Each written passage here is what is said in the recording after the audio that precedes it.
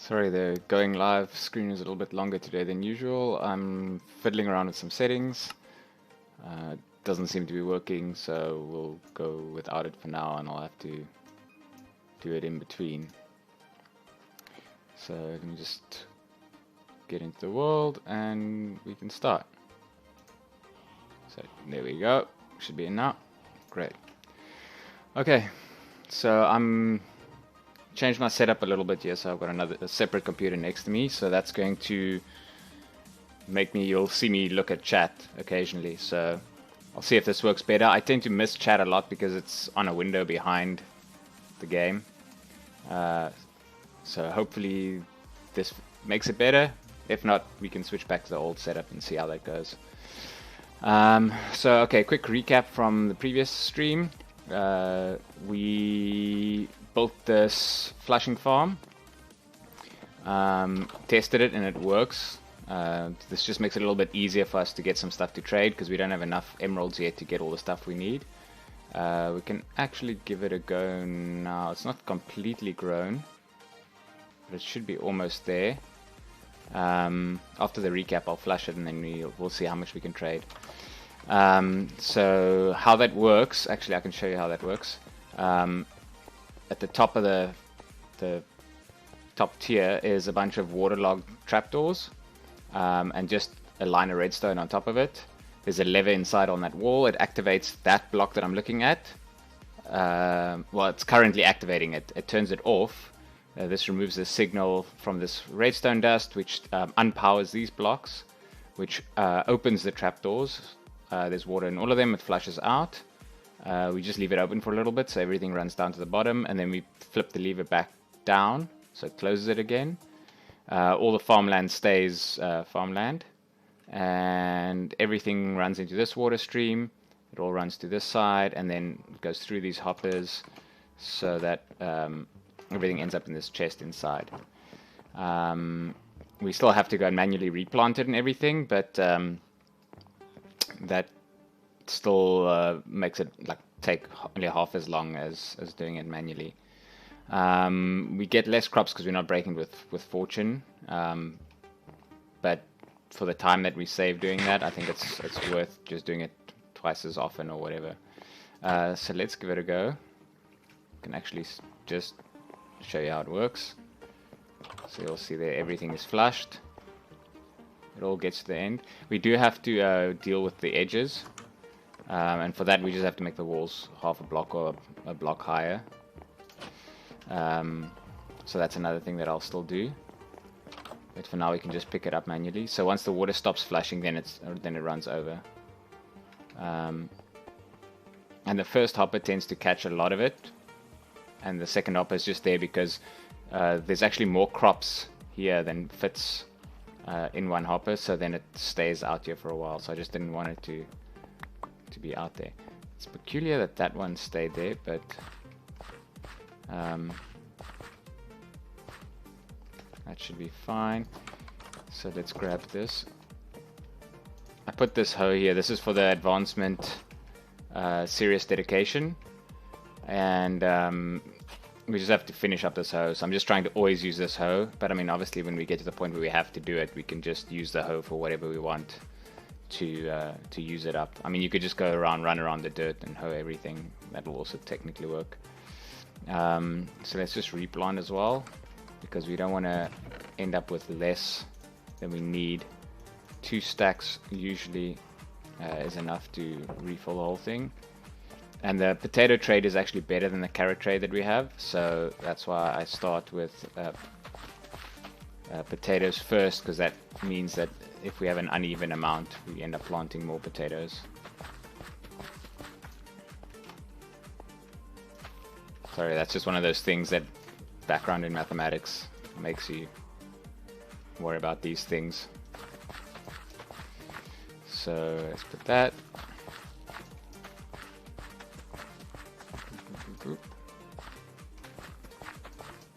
Oops.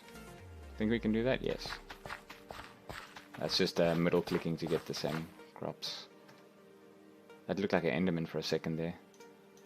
The torch between the branch made it look like legs. And then we'll do the carrots. What we basically will end up doing is infecting the villagers to turn them into zombie villagers, and then cure them, because we have to cure a zombie villager anyway, and doing that improves their prices. We might even do it more than once. The reason I haven't done it yet is because the way I have them stacked, I can actually set them to... I can set it so that a splash potion can... a splash potion of weakness can affect 3 of them at a time. So what I'll do is I set them like this. If you throw the one in the middle, the 2 on the side also get the weakness effect. So you can use 1 splash potion of weakness and cure 3 zombie villagers. And what I'm going to do is I made enough space there for 6. So when I get the other 3 in there, then I'll just infect all 6 at once. And then once I take the zombie away, I'll block him off. Then I'll cure all of them. I'll cure 3 at a... I'll splash potion 3 and cure them, and then I'll splash potion the other 3 and cure them. So let's see how much we have. We should get enough crops from the next batch to replant. So let's trade all of this. We don't have enough to do a level 30 enchant. We only have 24 levels, but we should be able to get enough emeralds here to do another mending book. And we have enough levels to apply that mending book. So we'll see what we end up applying it onto, but it'll probably be the sword, since I figure that's the thing we use the most. So we got another 21. Our mending villager takes 28, and we have about 26 in here. So that gives us a total of 43, and we have our books here. Just need one of those to get a mending book. And that should give us another one. Now this, it's going to take us a while to get to the rest of his trades, because one trade doesn't give us a lot of experience. What we'll do is when we eventually have enough emeralds, we'll just use his other trade to unlock the rest of his trades, because sometimes they are useful. You get a trade that gives you glass from him, I think, and the glass that you get from him, you can usually trade here for panes. 6 glass is 16 panes, so this is less than 12, which means 12 out of 16 is 3/4.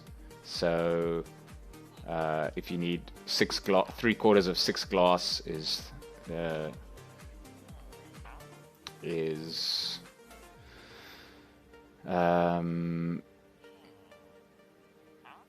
a third of 6 or 2. So yeah, basically you end up with extra. If this trade gets better, which it does the more you trade with him, and if you cure him, then it gets to the point where you can just trade the whole time. You don't actually have to grow any crops or anything to get emeralds. So that's nice. If you get the right trades between this guy, and they both have a good rate, then you have effectively infinite emeralds. The other thing that you can do, if you're lucky, he can get the trade to take books for emeralds, and then you can just use these 2 trades and trade infinitely with him as well. So we might do that. We'll see how that goes.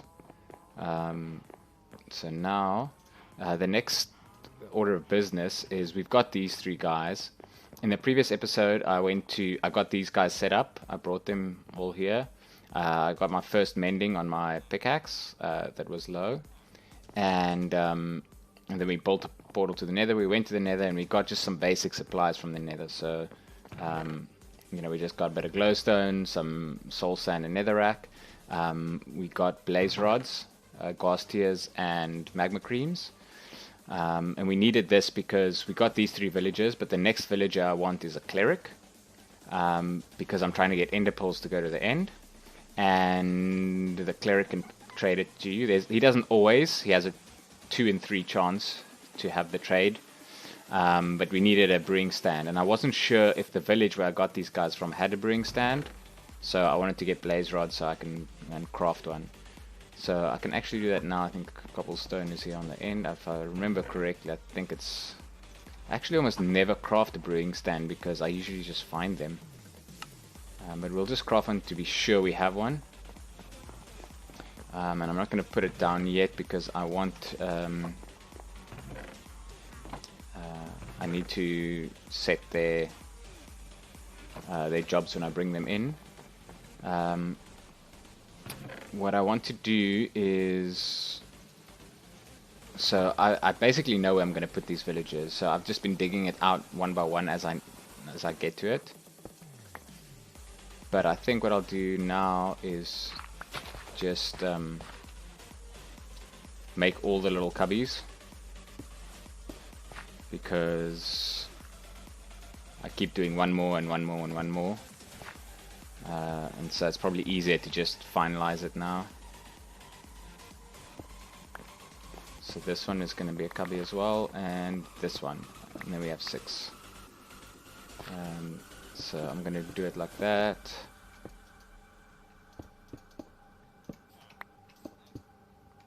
And where's that? Here we go. I'm going to need another one, I think. So that's to separate them, and then we need one there, there, there.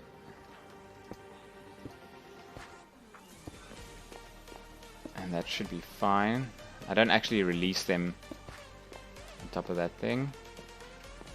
I release them outside and let them in. I also just want to make the... I think I can just do this. I think I did those with wool or something, but I can just make it... Well, actually this isn't spruce, this is dark oak.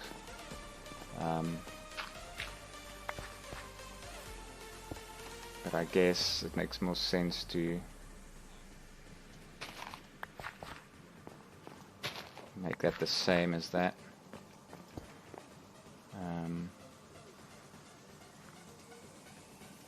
So let's get some dark oak planks.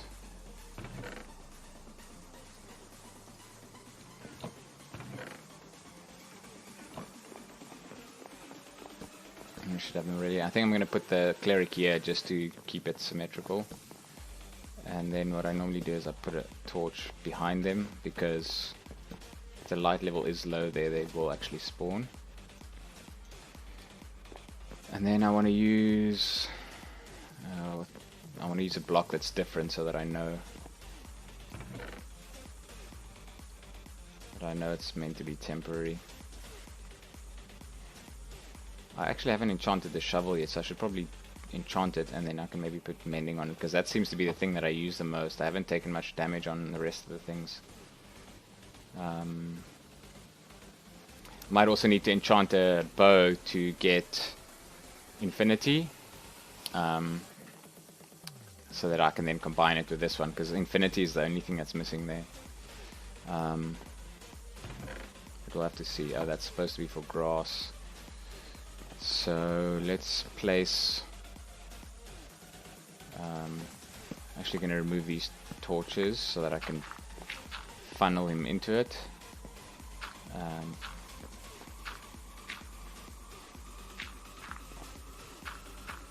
And I think if you put the boat here, we can place the rest. So what do I need? If there is a brewing stand, I guess I'll bring it. But if I take the... I've made this trip to this village a couple of times, so I pretty much know where it is. I just need to take all my supplies. Bed and a boat, and what do I otherwise do? Oh, I take fence gate. There we go, let's take that one. I like to just give them a nice easy access here. That way when I come back I can place the bed and then they automatically walk in there. I also need to... What do I need to get?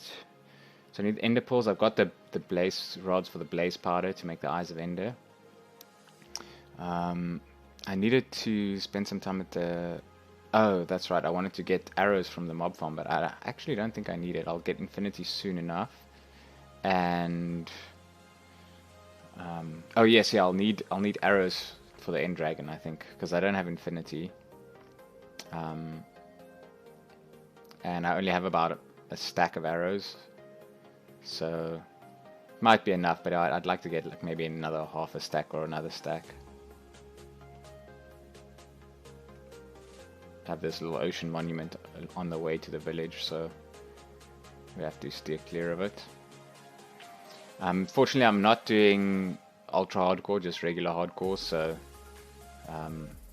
taking damage isn't really a problem. You just mustn't get overwhelmed. And of course I decide to go to the village exactly when it's sun is starting to set. Sorry, I just want to check that my chat is working, because yes, okay, it does. Because sometimes I see viewers and then I don't see chat, and then I'm worried that somebody's sending me a message and I can't see it. This is going to be where I sleep. Oops, stuck on a boat. That's still not fixed. This is a survivor island. We're just alone on the island. Actually the safest place to be until the drowned show up. then not so much. What? Oh, fish. Saw bubbles and I thought it was a magma block. I would have noticed if there was a magma block there before. I've gone past there enough times and my boat hasn't rocked. Sometimes when you're out in the ocean, you just hear that whooshing sound and your boat starts to take damage. Can be a little surprising. Sorry, let me just check this.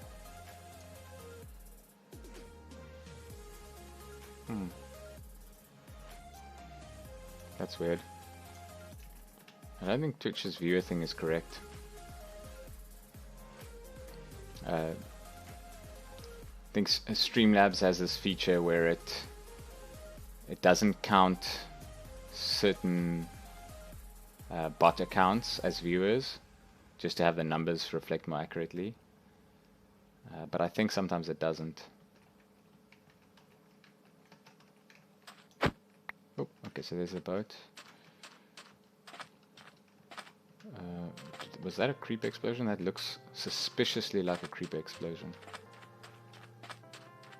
Oh, this guy is like ready to go. You the butcher? Yes. You don't... There you go. Oh, backwards is slow. Okay, I don't want to push his head into the hay bales because it might make him suffocate. So that should be enough space. Yes. Perfect. I've boarded some of these houses up, like this one.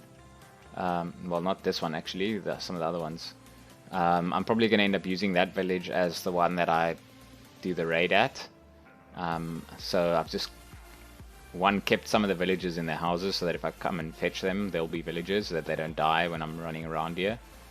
But also I want them to be kind of trapped inside so that when I do the raid, they don't die, because if everybody dies, you don't get hero of the village.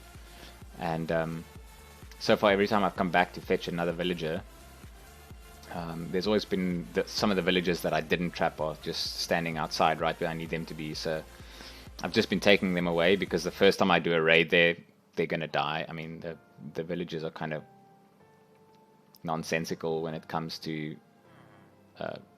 threats coming into their village. Rather than like go inside and shut the door, they tend to like run around outside their house, and that doesn't help at all. So I'm trying to remove the ones that are going to die anyway, because it's not quite as easy to get new villagers. But I think because there's now, I take the villager, but I don't take their station. There's empty beds, and so obviously if there's a farmer that's producing food, they should in theory repopulate gradually, but I don't think I'm over there enough for them for the chunks to be loaded. So I don't think they will have repopulated the village like constantly as I go and fetch more.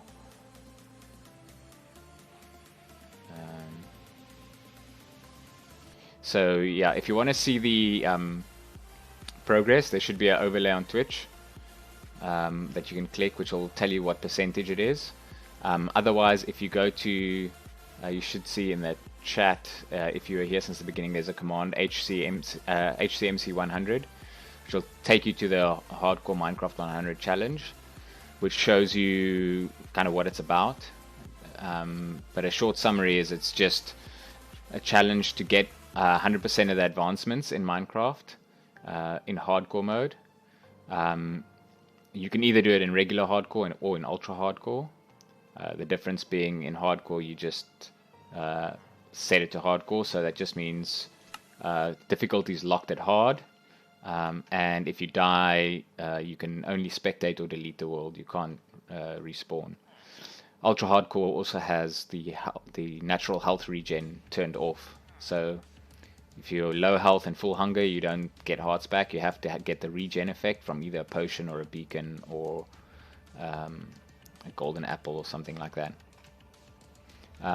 So we're just doing regular hardcore, so it's not that bad. And my plan is to kind of, build farms and things like that as well. So I don't want it to be too tedious, so that's why I'm just doing a regular hardcore. Let me get the hitbox on this so I don't kill him.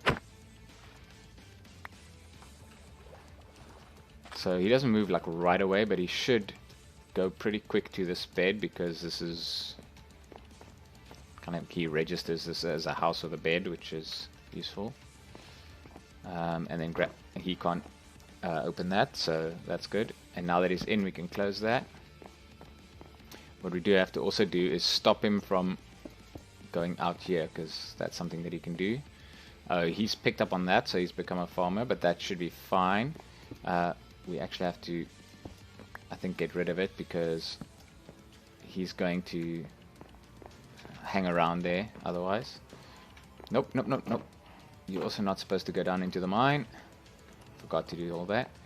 What I basically need him to do is to just come to the top level. Once he's on the top level, I just do that, and then he's trapped. And got him. It's actually one of the things in Minecraft that I struggled with the most, that I didn't normally want to do, and that's moving villagers around. In the the village and pillage update, moving villagers was kind of like, you had to do a lot of it, and I feel it was kind of tedious. Let me get that brewing stand, because I need to block him in with it, and I need a spruce trapdoor. So get the brewing stand, and that's an oak trapdoor. I want a spruce one. So let's make one. I just want it to be consistent. You see, they've actually got their hitbox. If you look at their hitbox, the red is their eye level, and the white line is their hitbox. And you can actually see the white line goes past it. So they can't walk, even if there isn't anything here. If you put a trapdoor at the top, they can't walk past it. So you can put the trapdoor in there, and then he's stuck in there. And since they don't need a bed to work, they need the bed to breed. But they just need their workstation to refresh their trades. You can put him in there, pop his workstation down as many times as you want until he resets to what you want. And then once you trade with him and you lock it in, then he'll refresh automatically. So let's do. We need another one. I've probably covered. No, I haven't. Okay. So we want spruce trapdoors. It'll give us. Did I? Ah. I literally thought that was spruce, but I guess it's not. So that's all we need for now to trap him. Once he's trapped, we can. Let's not hurt him. Perfect. Now they tend to not walk all the way in. He's somehow attached to that lectern. Yeah, this is. You want to be here? Come on. We don't need your hitbox anymore. Go. Yeah, it's fun. See? See, but they don't. He walks in, but he doesn't walk all the way to the end. Oh, okay, there we go. There he did. So now he's in and he can't get out. I don't have to worry about any of that. Now they tend to assign themselves to other workstations. So like now he's assigned to this lectern because he thinks he's a librarian.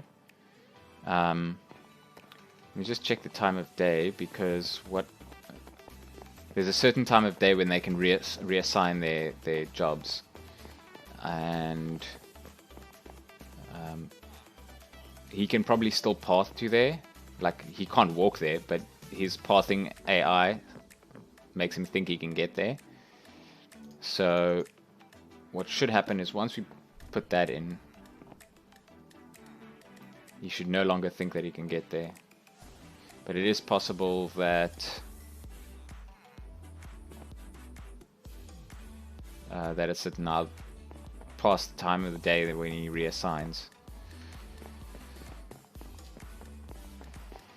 What we can also try and do while we're trading with him is force his AI to not see the other workstation like that. Although for some reason he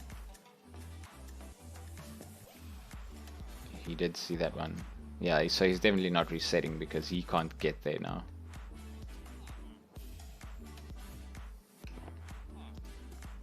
I mean, I'm just checking the trade out of curiosity.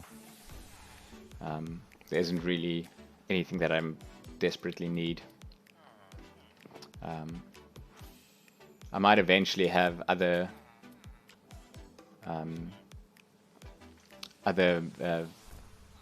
librarians if there's other things that I need. But for now, we're basically fully enchanted. We're missing a helmet with protection for aqua affinity and respiration, and that's about it actually. And then obviously mending on everything, but we've got the mending villager. So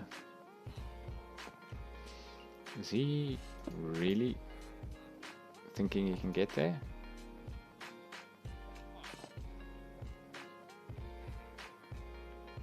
He's supposed to...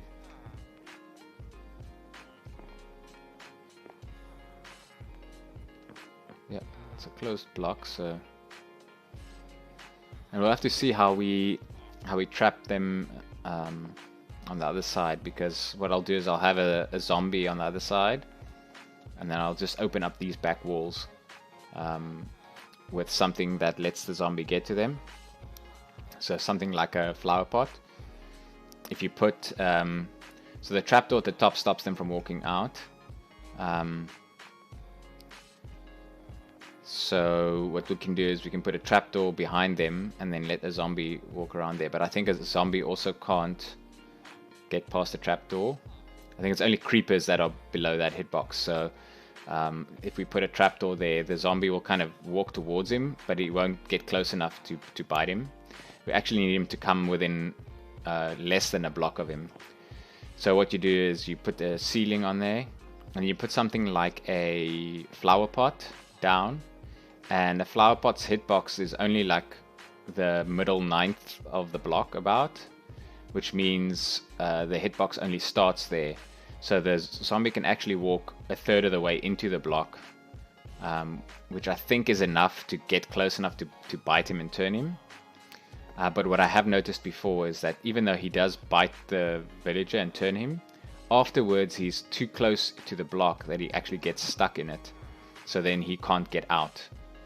And then what I've had to do in the past is put him in a minecart or something to pull the zombie off of that block, so that he can go and do other things again.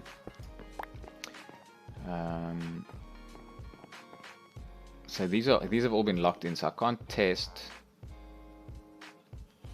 I thought he reset, but no, he's just at the next level. So he takes melons now, but there's a melon and a pumpkin trade. He didn't get the pumpkin trade, I don't think. I think he got the melon and the cookie trade, which is unfortunate. I would have liked to have a perfect farmer that takes potatoes, carrots, melons, and pumpkins. That would be nice. Then we'd only need one.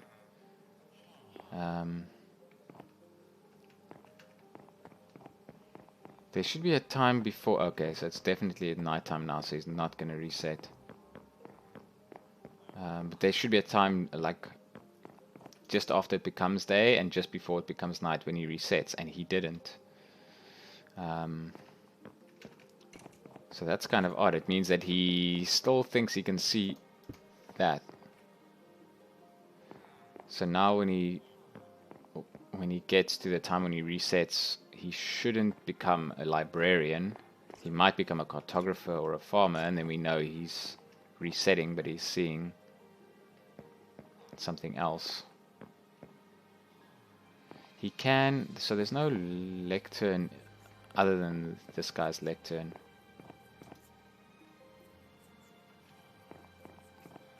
Sometimes there's like barrels and stuff, right? So he might become a fisherman because he sees access to that barrel.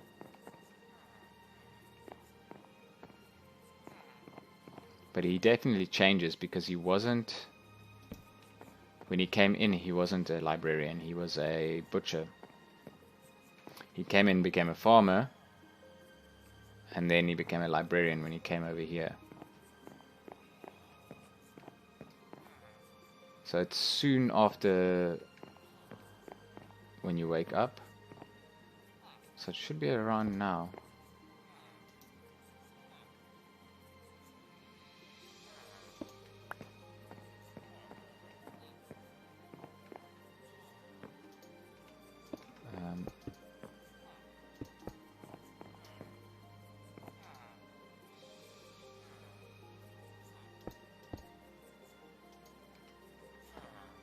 Unless he thinks he can access it through the wall, that would be weird.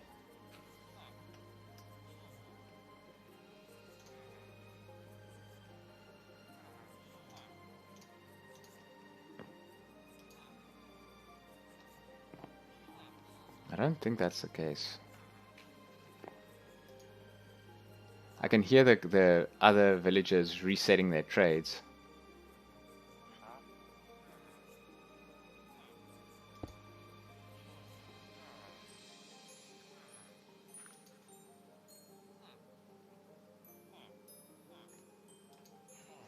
And the cleric is kind of annoying because the trade that I want for him is only like a third or fourth unlock. So I won't actually know if he has the trade I want until I get him there, and if he doesn't, he's not that useful. And I'll have to spend a whole bunch of emeralds to get there. So if he doesn't, then I have to use all my emeralds on it.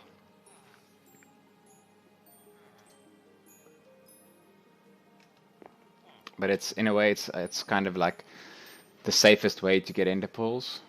Now I'm not too worried. I could go outside and just run around at night, or even go to the nether. If you go to the nether and you light a lot of stuff, well, you can't really light everything up, but you'll get the occasional enderman, and if you just build yourself a safe area, you can pretty much kill them. Oh, there he goes. Now he's a cleric. Now the interesting thing is I need to trade rotten flesh with him to lock in his trades. The trades that I care about is not these ones. This will always be the same. There's no way to know. There's no special trade that you want for his first set. So what we're going to do is he's locked as a cleric now, so now it doesn't matter if I, expose him to any other workstations or anything like that. He's locked. He will need that brewing stand there, so what we might do is, if we need to brew potions, we just brew it in front of him. You see there, he used it. But I've had in the past an experience where I started using the brewing stand, and then he stopped refreshing his trades. So it might be worthwhile leaving this brewing stand alone. And just using a different one in case that's the problem. I actually want to level him up, so I'm going to take the emeralds that I get from him and trade back with him. I'm even going to use some of these to speed the process up.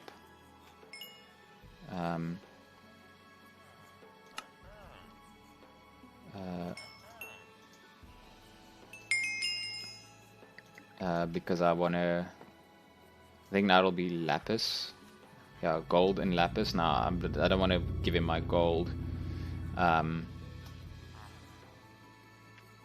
So what I might do is, I don't really need the lapis, but I think this gives more experience than that one, and I'm basically trading emeralds for his experience, so that's going to be more efficient, I think. You should refresh.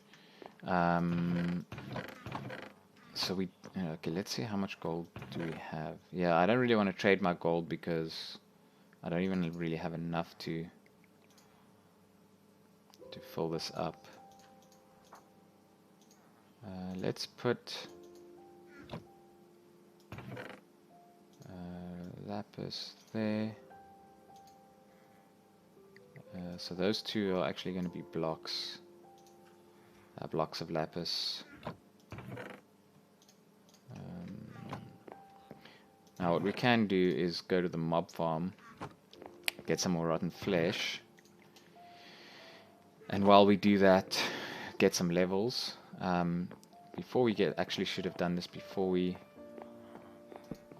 got the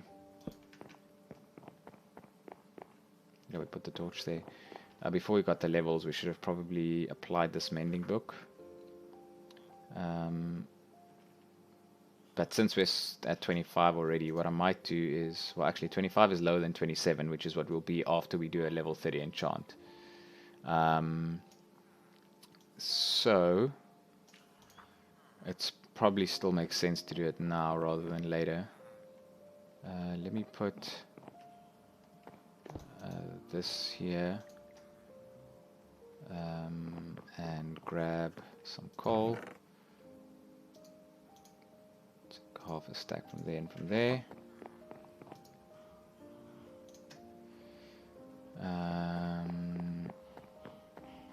Okay, let's just organize this a little bit. So that we don't need. I might go get the 2 other villages now while I'm just thinking about it. What I'll probably have is, I'm thinking a fisherman will also be useful. So this is basically all that I need, but I'm just trying to get other things that are useful. So putting a fisherman here will help me get the fish that I use from that I get from my AFK fish farm. I can trade to him for emeralds. And then I think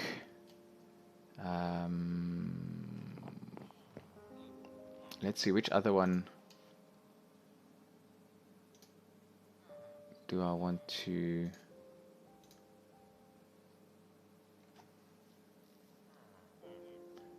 Sorry, I'm just trying to find that. I have a file that has all the villages with their trades, and I'm just going to look at that to see if it'll load.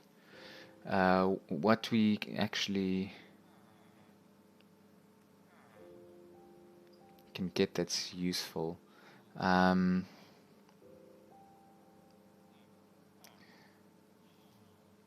Normally what I would do is I would get something like an armorer, because then I can trade, once you level them up all the way, you get diamond armor for emeralds, so you don't have to go mining for diamonds as much.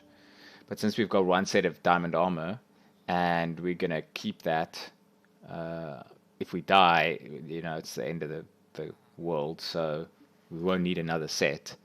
We're not probably going to take enough damage to have to swap out somewhere while we're on the go. So tools we might, if we're digging something, we might need an extra pickaxe or something.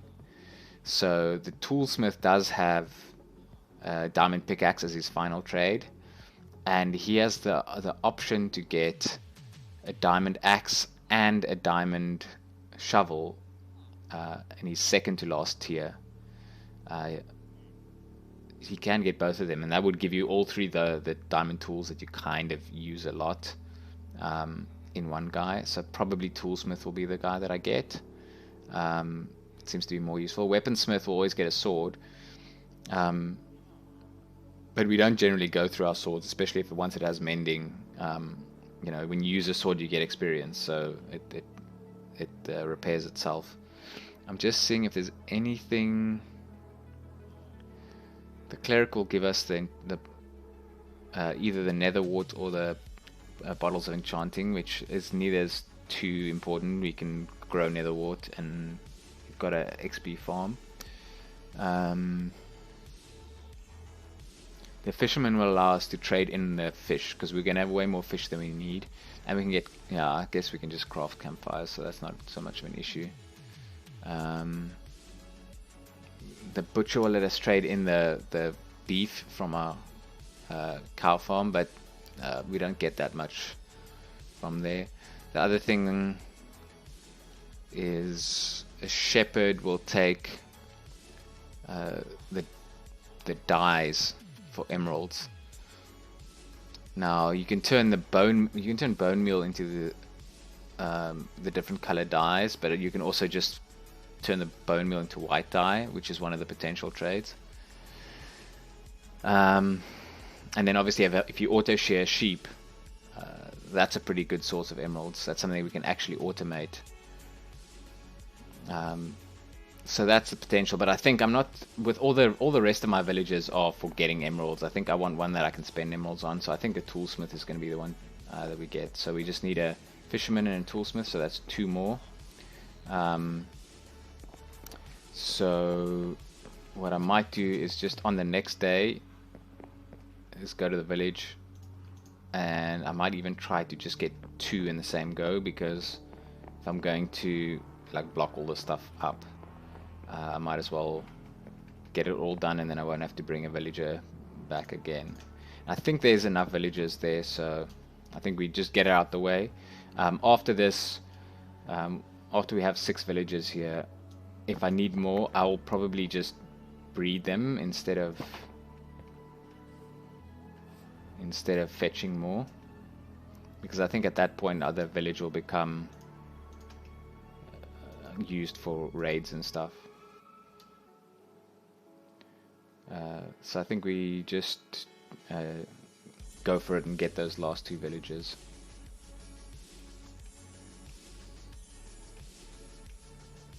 What else? Oh, that's the wandering trader. So we don't have to worry about his trades. We have a nice source of ice here, so if later on, after we do all the advancements and we want to build some farms and stuff, we have plenty of ice right here for making item movement stuff, or even moving mobs and so on if we want to do spawner farms or whatever. But I'm not too keen on spawner farms anymore. I found that the regular overworld mob farms outperforms them in most cases. Even having a general mob farm with some skeletons in, I tended to get more bones than just having a single skeleton spawner. It might have been something that I did wrong with how I moved the mobs, because if you don't move them exactly right, then they get stuck in a block, and then it causes delays in the spawner and all that kind of stuff. So that could have been the issue. But just for how finicky it is and how you can get things wrong, I think it's not worth it in hardcore. Unless you maybe get something like a double spawner close enough to each other that you can get both of them running at the same time or something like that. Then it might outperform it for a specific use case. But again, if you just convert your regular overworld mob farm into one that kills them automatically, at least for the drops that'll give you, bones, arrows, rotten flesh, gunpowder, that kind of thing, you will get more than you need. So long as you can AFK there.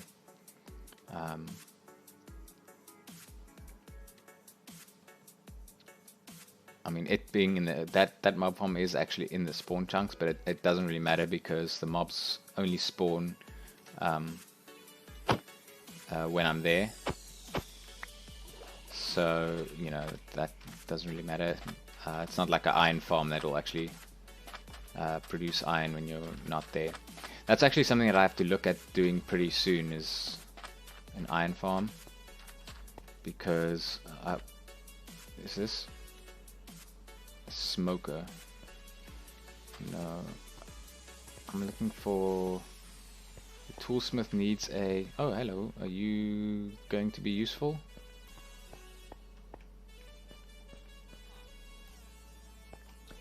These guys tend to like stay on their crops over here.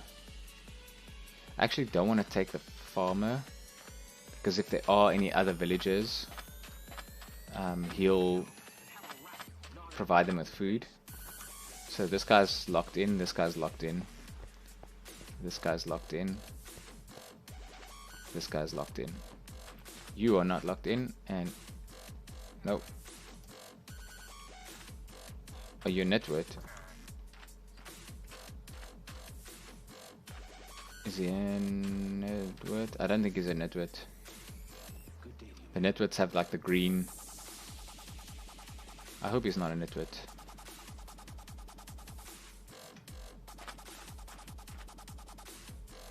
Yeah, no, he has the same.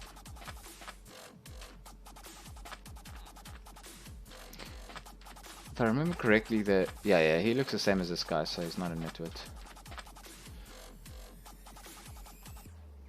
Oh, is this... I should be able to get around this hill here.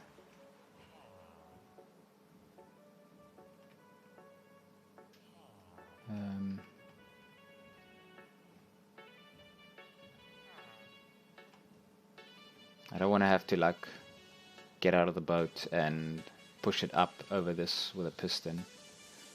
But I think if I just follow this edge, I should be able to get to the river.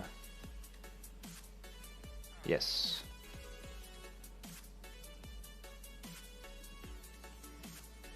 And once you start going downhill here, it goes a little bit faster, so as long as I don't fall in that, I should be fine. And off we go. We're off to the races.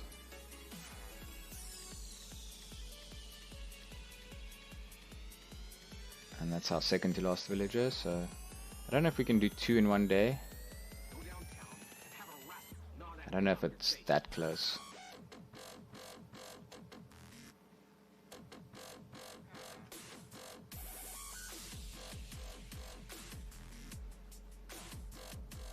I wonder if this forest fire is still going in there. I think there's overworld lava or something here, and it caused this dark forest to start burning. And every time I come past here, I see a little bit of fire. It looks like there's still some fire over there. But it hasn't completely burnt down, at least not over here. It does look a little bit... Oh yeah, there's definitely still fire.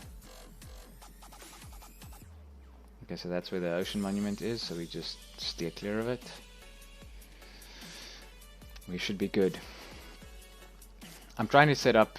So I currently don't have my microphone being monitored, so I don't hear myself speak in the audio. So I'm not sure if the levels are fine.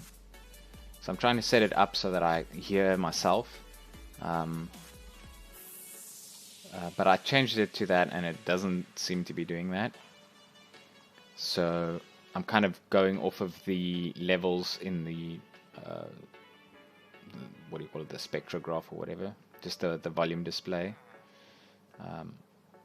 So hopefully the mic audio versus the game audio is not too out of balance, but I want to try and figure that out so that I can hear it, so that I can notice when something's wrong.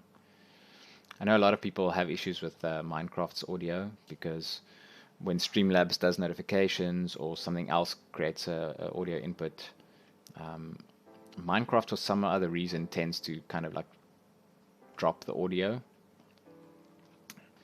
and that can be problematic, because if you're doing hardcore and you can't hear a creeper or something, that can be kind of end your run. Fortunately, I haven't had that too much, so hopefully that continues. But I'm just worried that maybe when I do start setting it up with monitoring, that I might start to have that problem. Really? You don't feel like going up the block? You really should. It's safer on land.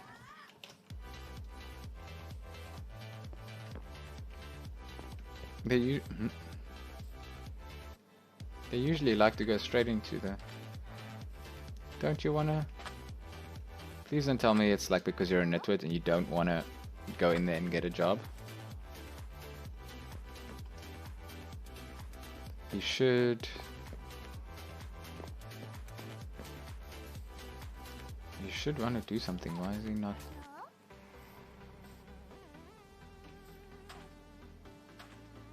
He's really not trying to go anyway. How about that way? You want to go that way?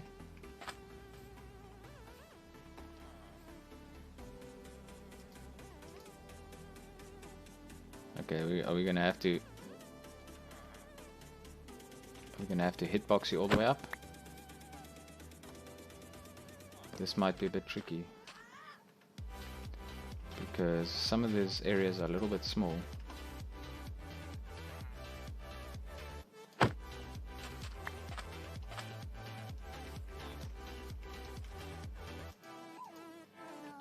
There we go. You saw it. Okay. So you see, for some reason they like to go to a bed and stand on it. Okay, so I'm just waiting for him to come over this way while I do. Oh, oops. I'll have to put that back.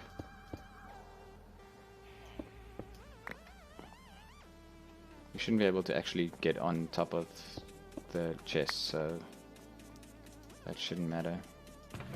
This one? Yep. So I just have to close this side off.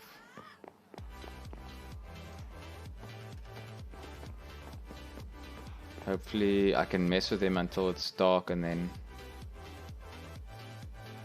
I can go out in the next day and get another one. I just hope he doesn't try to run to this bed to sleep. Oh, I guess he can, that's fine. If he comes up here, I can trap him in the boat. Okay, yeah, that works.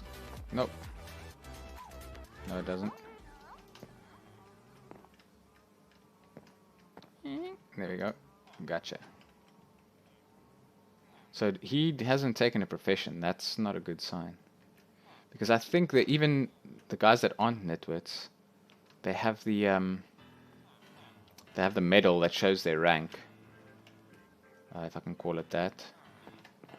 And this guy doesn't seem to have it, which is a little bit worrying. Do I still have the trapdoor? Yes, I do. So we have to do the bounding box thing again.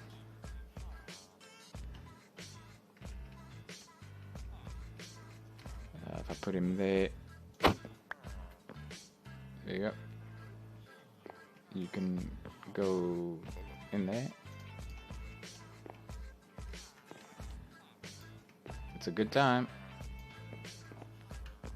There you go. Boom. Okay, so now we have run out of...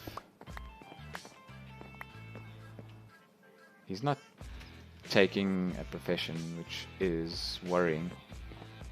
It's not the time. It's too late for him to take a profession anyway. So we want him to be the toolsmith. So let's find, I think for toolsmith we need... is it the blast furnace? Let me just check. It's iron, 2 wood planks, so let's...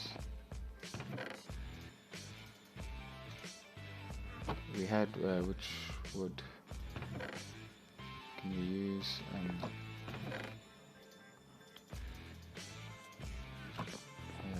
This should do it.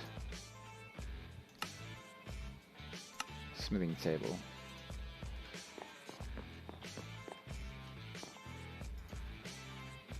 Oh, they changed. So we also can't see. His first 2 trades are stone tools, or the one that takes coal. How's that? So I'd rather have the one that takes coal, because otherwise I have to buy stone tools from him. I don't want to have to, buy stone tools to level him up. I'd rather give him coal because we have some. So I will cycle him. I know he's not a nitwit, so that's good. I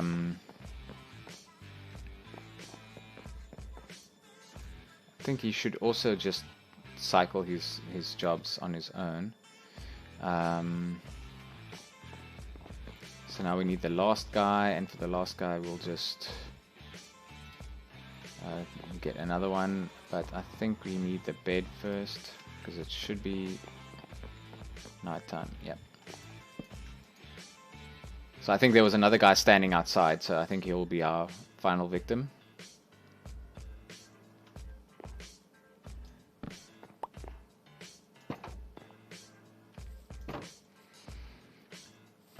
And then hopefully we don't have to make this trip to the village as often. It's kind of weird that they don't show you your hunger when you get in the boat, but you can still eat. I mean, it's probably because when you get on a horse or something, then it shows you the horse's health there. But when you're in a boat, there's nothing else to show there, so it might as well show you your hunger. I don't know, it's strange. That kind of seems like a bug to me.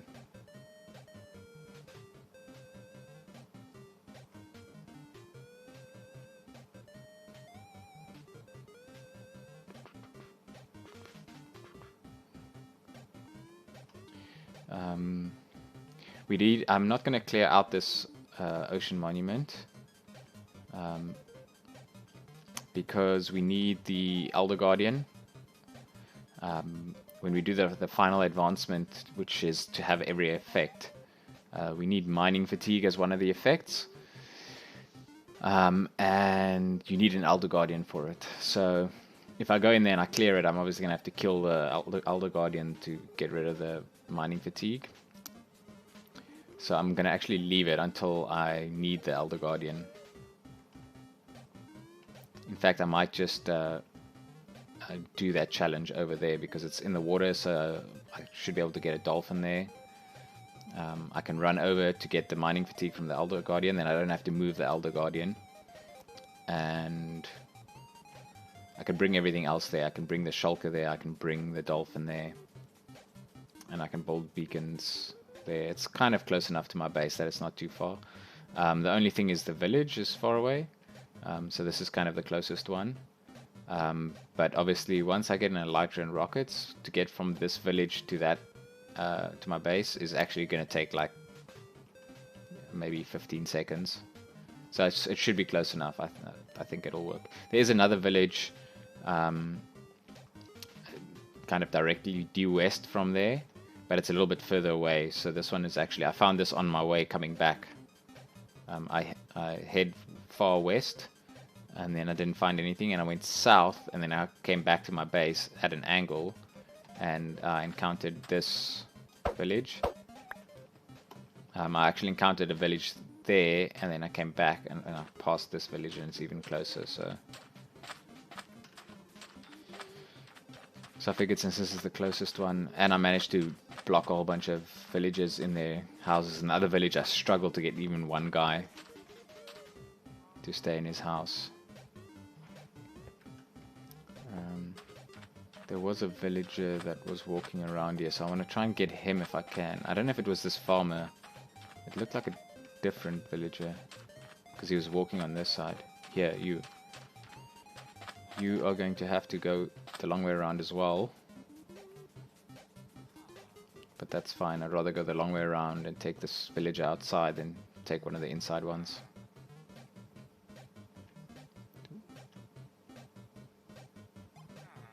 I think we can even drop and go around on the one level lower. But I'm going to rather stay on this level because I think it'll be closer. Because then we have to go around that section as well. I just want to go around this section. Luckily there's nothing for the villager to suffocate on, so the villager's hitbox in the back of the boat still tends to be higher than yours. If you can see, his head is like above where I am. So sometimes if you go through a 2-block high gap, they tend to suffocate. So definitely moving them out in the desert here is the best thing, because there's not really much for them to suffocate on.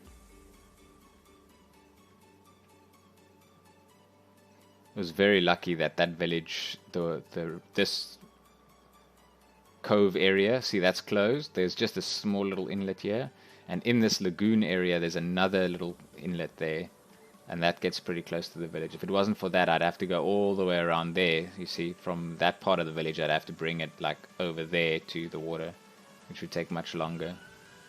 This actually saves quite a bit of time having this water, and I didn't dig that out. That was just how it generated. But if I knew I was going to bring 6 villagers, it probably would have been worthwhile to dig it out anyway. Just make sure. Just want to check something.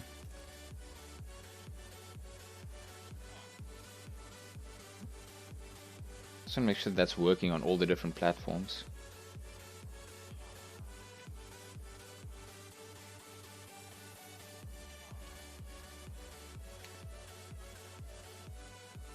Looks like it. It looks like it works on Twitch, but not on the other ones. That's interesting. I'm gonna have to get the CloudBot to respond to those on other platforms.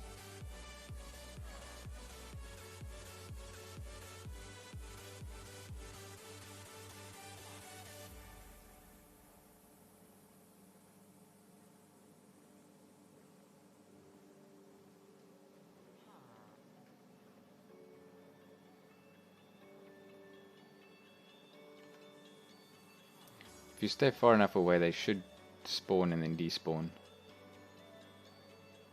Like that, yeah. They don't have much range though, so they won't get me from there. Yeah, buddy, I hear ya.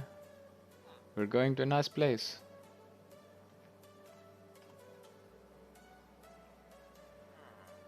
You're gonna have all the fish you want. Have your own barrel. And zombies are never gonna get you. Except the 1 or 2 times that I want them to. But then I'll fix you up, I promise.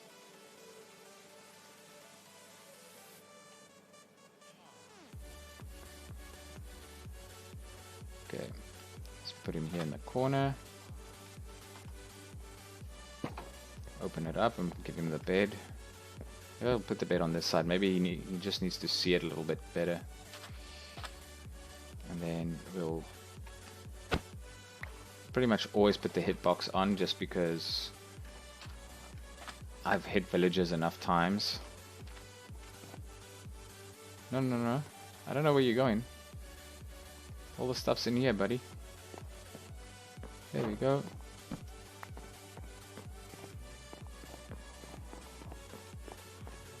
Oh, I thought you were following me.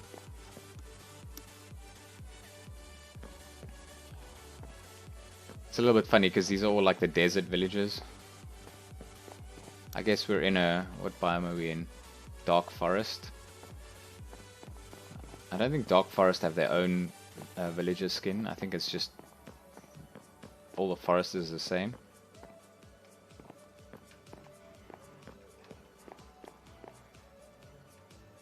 Okay, you just kind of looking at me creepy like.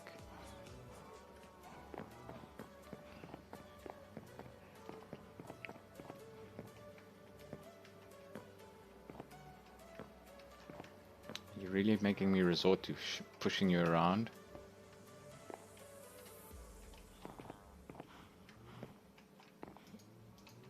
Okay, well, if that's what works, then that's what works. Oh, I didn't light that up. I need to light that up again. I could have come back and there could have been a creeper in here. And I don't need to tell you that that would not have been the greatest experience. So you, I'm going to need to stop you from getting there. I have to push you over a little bit like that. Oh, I don't even think I can. Can I push him? Okay, let's do this like that then. This should keep him in. And we're going to need another spruce trapdoor, I just realized. Before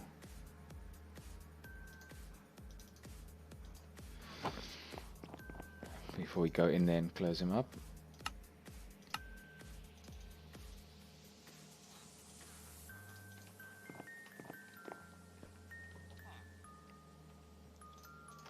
So we'll close him up like that, and then we should be able to put that on again,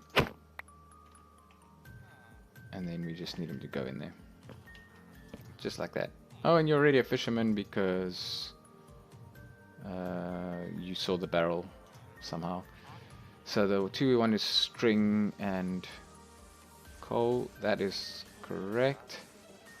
And then we need to just find the string and coal. We don't have string, so let's grab the coal to lock him in.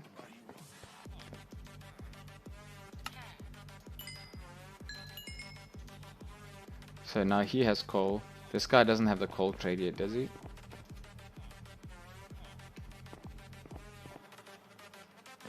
Oh, he became a cleric again. We need to place the smithing table.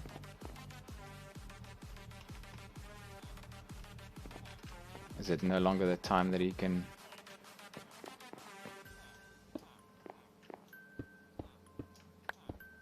So he should be locked in as a fisherman now. There's still a bit of a gamble here. The trade that he can have is the raw cod is only one of 3 that he can have, which is the one that we want. But the one that we also wanted was, yeah, the other 2 we don't really care about. So he's got the one that he cooks salmon. He doesn't have the one where he cooks cod. Those ones are useless because you're actually just paying emeralds to cook something which you could do for free on a campfire.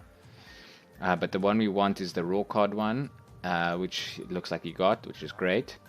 And we also want the raw salmon one, but the raw salmon one you always get, and the tropical fish one you always get, and the puffer fish you always get. So this is the only one that we could potentially not get, which is great because that means he's going to have all the trades we want. So he's perfect. We just need to give him a barrel so he can refresh his trades. And we should have an extra barrel here. Now, that should be fine. Has he reset? Is he going to reset? Is it the time that he can reset? Probably not. Nighttime. Nope, he can't reset now. So what we'll do is we'll do that so it's safe.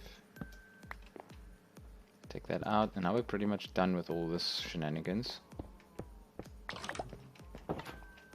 And then we should be able to sleep. And then we just want to get that last one locked in. I don't really need a second coal trade. Like I have a guy that can do coal. So he does it at, what is it, 20? 10? And this guy will do it at the butcher's 15, the toolsmith is 15. So his trade will be worse than that one. But again, like I said, I'm just trying to get that trade so that I don't have to buy stone tools off him, because that's really annoying. This guy we can get up with raw cod. So we're just kind of waiting for him to reset his trades. While we do that, I'm going to grab the raw cod that I have from AFK Fishing, which should be a bit.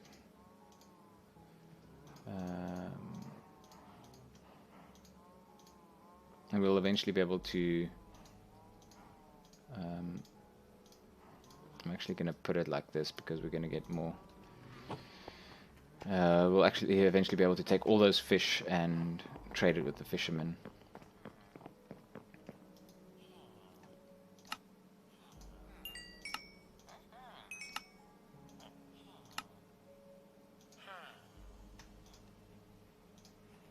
Okay. You should reset soon. So we also have the salmon one, which we can also do while we wait for him to reset that trade.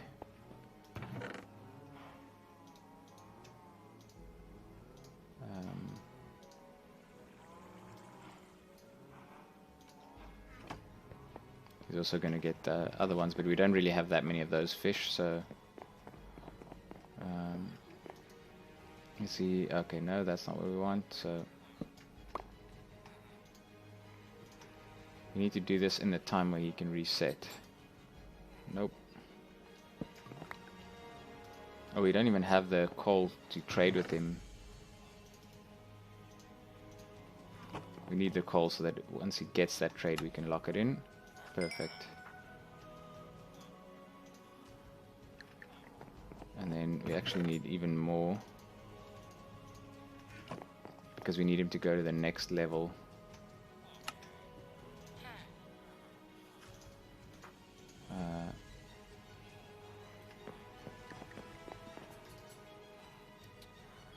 And we can do more cod.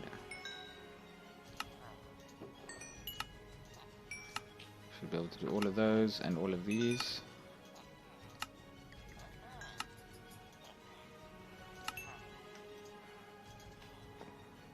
So now we're starting to actually get some emeralds. This is good.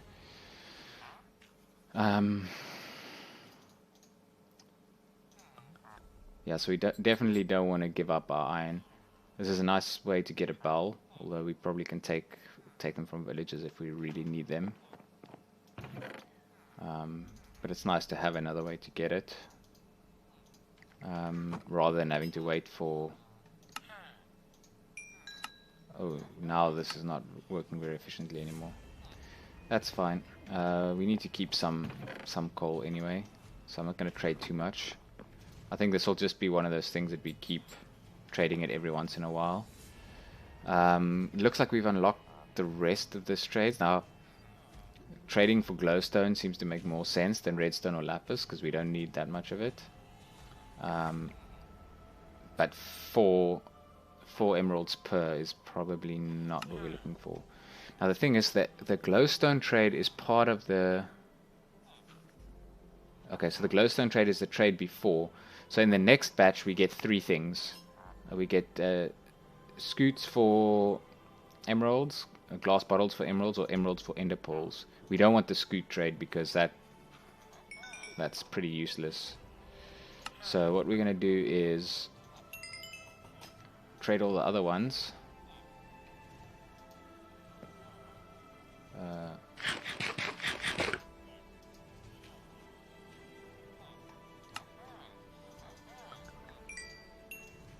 So that's what we want. That should unlock him. And let me just see, I've traded with other people, so let me just get the experience. Oh, that's gonna block the experience. Oh no, we didn't get it. We literally got the 2 that's not the one that we want. This is frustrating. This is frustrating because it was a 2 and 3 chance and we didn't get it. This guy's practically going to be useless to us because we don't need the rest of the trades we don't want anyway. So we ended up probably spending quite a lot of our emeralds on redstone and lapis. And we'll probably end up having to redo that. But now the trick is, that means we have to get rid of this guy and get a new cleric.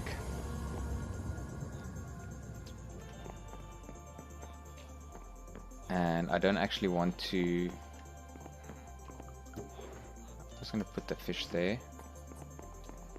That's actually something that I do since there is a barrel there. I put the fish that I want to trade with him there. And you can actually trade all of these. So I'm going to put all of it there.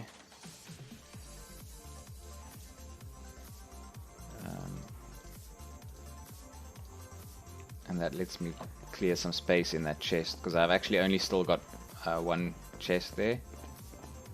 And I don't AFK fish enough to do the tower, the silo with all the chests. So I think I'll just stick to this for now.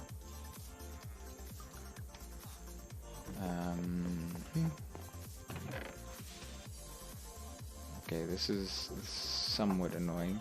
We're almost at level 30, so I think I'm gonna enchant my diamond shovel, which I don't actually know what enchantment it has. Efficiency 4. It's kind of high, but I'll do it just in case it gives me unbreaking and stuff, and then I'll do mending. And so now this guy needs to be replaced. Now this is kind of a tricky thing. If they take damage from you and they talk to the other villagers, the reputation gains that they have, like this, you see how things get cheaper. When you hit them, it goes up a lot, and if they talk to the other villagers, then it affects the other villagers' trades as well. So my plan for dealing with this, this is ready to be flushed again, so I'll do that when I come back as well, is I don't think it spreads to them if they don't see them. So what I'm going to do is this is the toolsmith, so this is the cleric. So here's what we're going to do.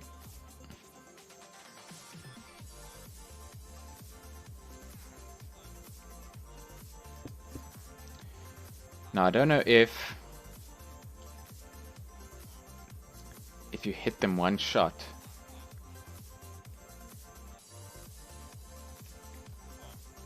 I'm not sure if it's going to affect the other ones. I'm worried if I kill him that it does, because that's really going to make trading much slower.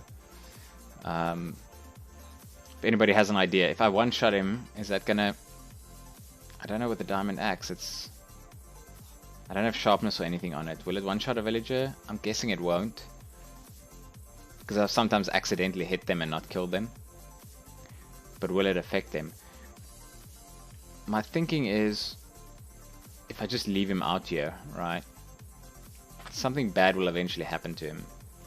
I know if they die, if a villager dies, the village is affected by it, or it used to be that way, so they wouldn't breed or something for a while. Hi Zombo. I can't see the icon. Are you in Twitch? Oh no, you're not. You must be... I think it's the YouTube icon that's not showing. Or are you on Twitch? Sorry, I'm having issues with my chat overlay. I think I'm going to chance it. I think I'm just going to kill him and hope that he doesn't absolutely hate me and make everybody hate me. No. I'm going to leave him. Oh, great. Yeah, I thought it was YouTube because I can see the mixer and the Twitch icon, so I assumed it's YouTube. I don't know. Sometimes the avatars on YouTube doesn't load correctly, so I'm assuming that's the same thing that's causing the actual YouTube icon not to show. So, seeing as these crops are fully grown, let me just flush them quickly.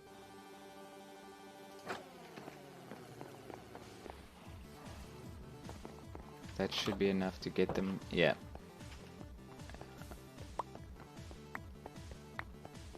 And then, oh, it's getting dark, let me sleep. Replant, and then... Oh wow. There really is a lot of them.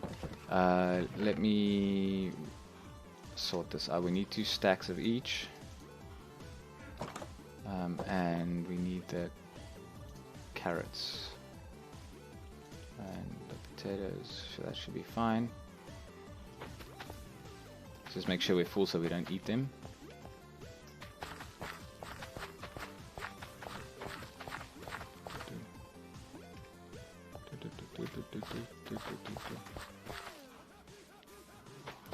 There are a lot of YouTubers playing Minecraft at the moment. Normally when I check, I think it's the time zone that I'm in, but normally when I check there isn't a lot, especially not English speaking. It might be because I'm in a European time zone that there's a lot of like, you know, maybe like Spanish, French, that kind of stuff.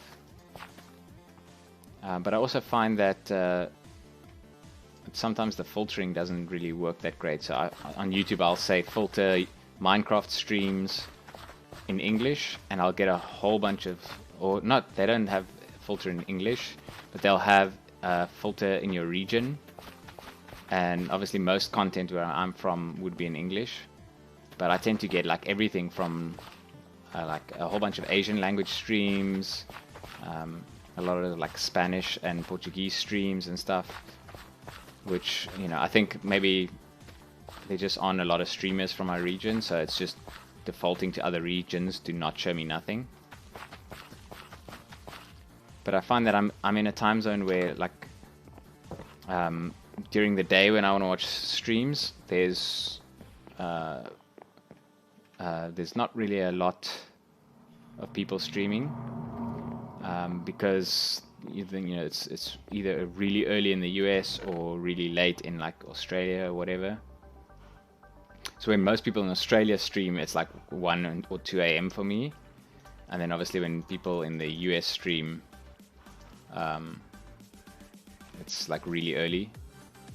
So I kind of have to catch them. Like I have to catch videos basically of most of the big streamers.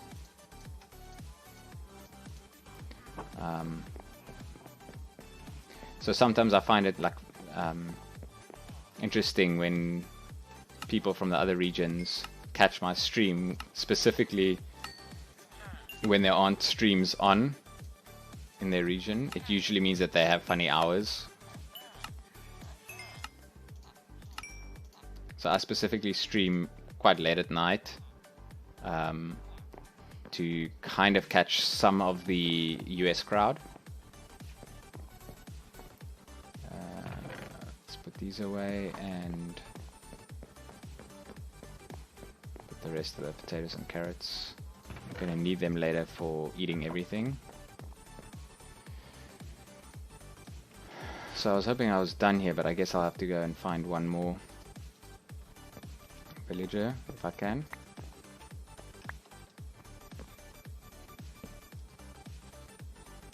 And try and get a new cleric.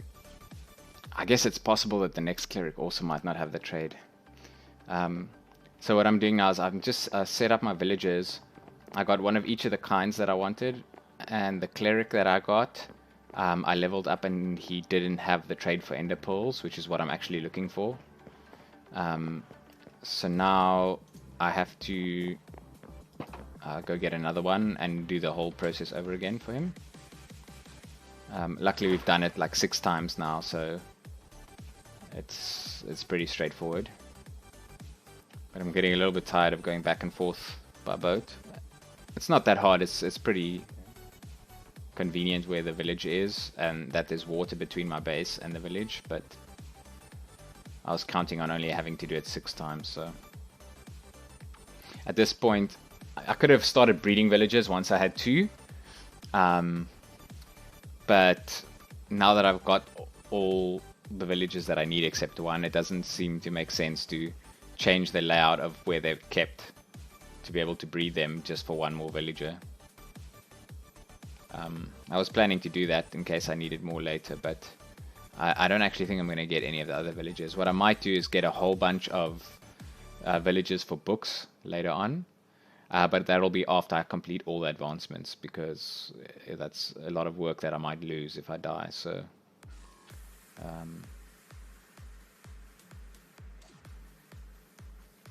I think I'll probably put that off for now. Once I have this guy, once I've traded enough and I've got some mending books, I think I'll be good.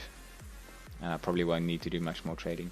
I will want to get, I'll probably end up making the full beacons that I need for the final advancement from emeralds instead of iron, because I probably won't build an iron farm before then.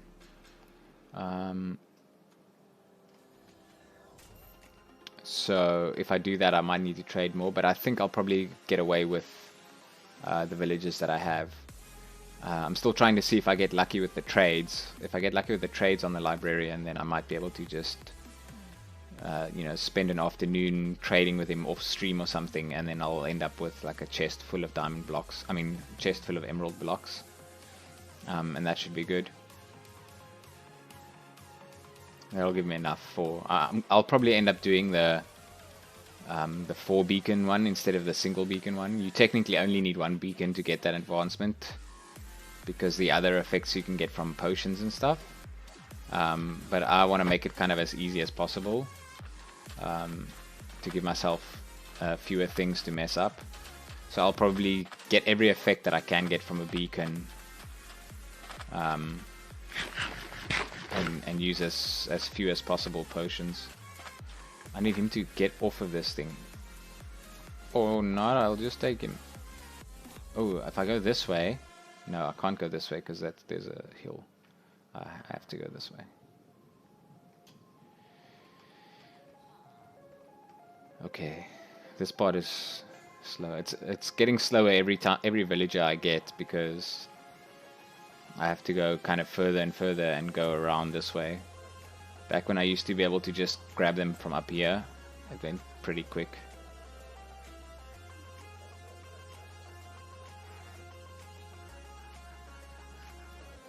But I mean, the odds are in our favor. If there's a 2 in 3 chance that he... Actually, it's more than a 2 in 3 chance. If we're being statistical about it, because there's 3... Oh, no, it's exactly 2 in 3 chance. Sorry, that's right.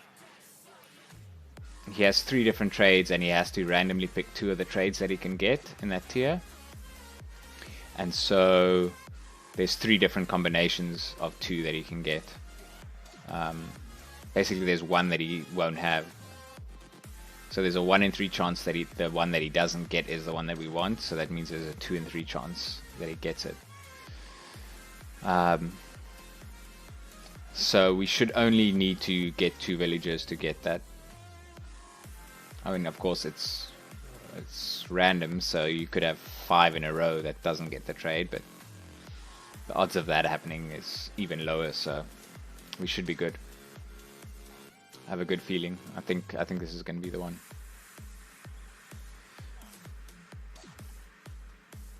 Oh, I didn't replant the crops. No, I did replant the crops. Okay.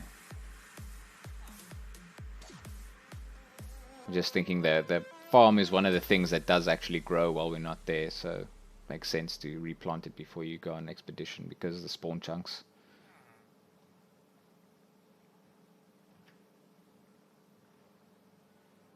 I want to kind of go as straight as I can to get to the base, but I don't want to go too close to that. So I have to go just left of that iceberg, so this should be fine. They won't, you can actually see them despawning. Oh, is that it? Oh no, it's a squid. I thought it drowned, just spawned. I don't think drowned should spawn during the day, because the sunlight should actually cause the light levels to make them not spawn, even underwater.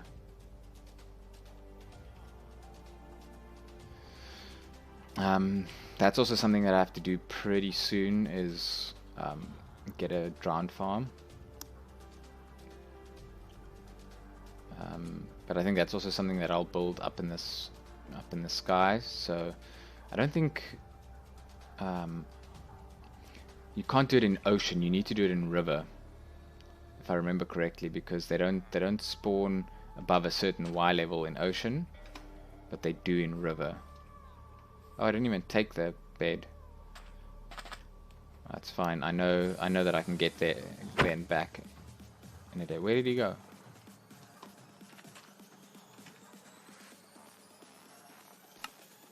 Sorry, I just have to relog because he did not disappear, but Minecraft has this thing with entities disappearing. I've lost. Why would you go back in the water? There's nothing in the water. Okay. Oh, I don't think you can see the bed. Come on in. Lovely bed to jump on. Okay. Now we have to... Oh, I forgot to close this again. I've been so lucky that they don't go down there. Once they go down there, it's a nightmare.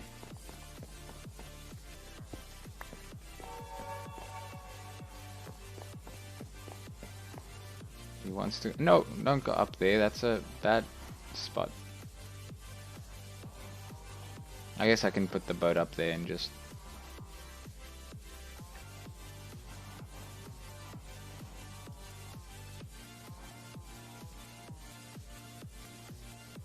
Luckily the roof is really high, so he won't suffocate in anything.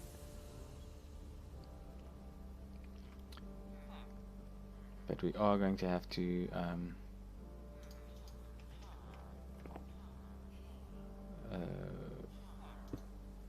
so I'm going to do it like this so that he can't path out of there.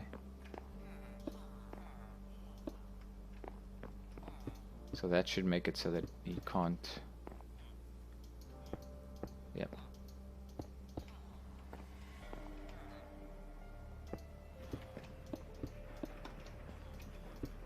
So we should still have our trapdoor on us. Yes. So that should be fine. Oh, actually, we need to get rid of that trapdoor first, because he's not going to be able to get in there while that's there.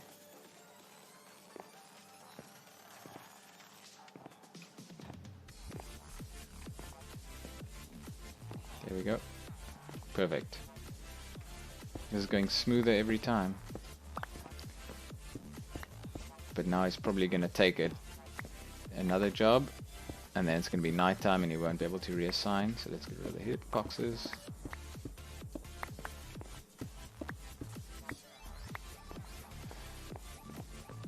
And what do we need? Oh, this. And we need to, oh, I don't think we've even got the rotten flesh to lock his trade, so we're going to have to go all the way with this.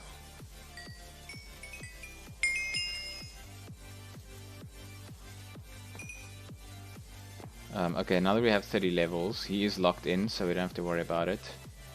We'll do some more trades with him to see if he's got the ender pearl. But I just want to get this enchantment done. Fortune 2, oh, that's terrible. I don't want Fortune 2 because that's actually going to make it so that I get flint from gravel almost all the time, which is a bit of a nightmare. So let's just trade again and see what's the next one that'll give us. I want efficiency 4, oh, Fortune 3 is even worse. But that means we can get Fortune 3 on a pickaxe, surely. What else do we have? I should have probably checked this enchantment as well. Respiration 3. I might actually take it because Aqua Affinity is up there. So it's possible we'll get Respiration and Aqua Affinity. And since we don't have those books yet, that might actually be good.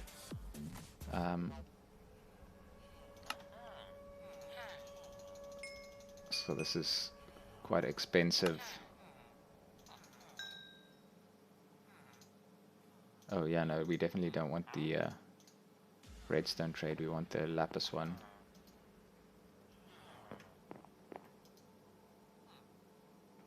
It's quite expensive on the... So this one we kind of always get.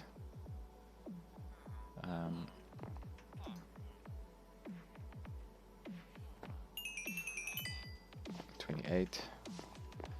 So I think it's nighttime, which means he's not going to reset his trade. Yep, that's correct. Okay.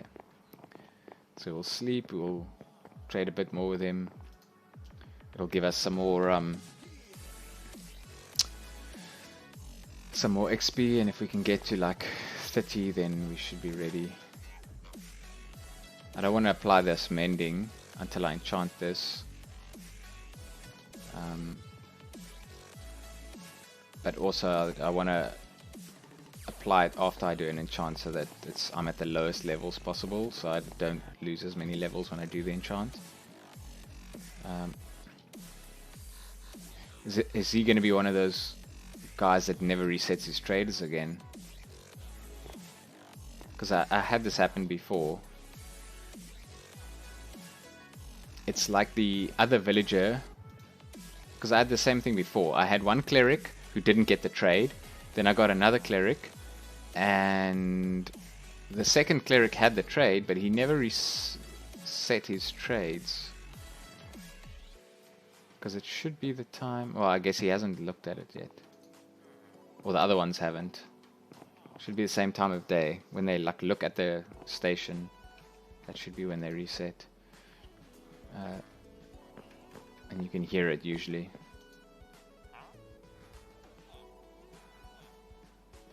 Oh, the fishing rod that he got is not great anyway. I can do rotten flesh as well, but I want to do multiple ender pearl trades with him, so... what else? Let me put some of this away. Don't need to carry this all with us. There, it looks like he reset. Yes, he did. Okay. So we want this trade. Oh, wow. I'm actually not going to do the redstone trade because the redstone trade is not as efficient on emeralds. And I don't actually want the things, I just want him to level up. Okay, good, he got ender pearls. Perfect. So now we have basically everything that we need to go to the nether. We can get ender pearls here. How many? I haven't put that in there. It's here, I think. So we have 4.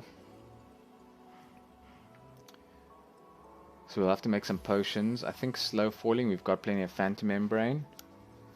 I think I'm going to use a separate... Okay, let's first trade what we have.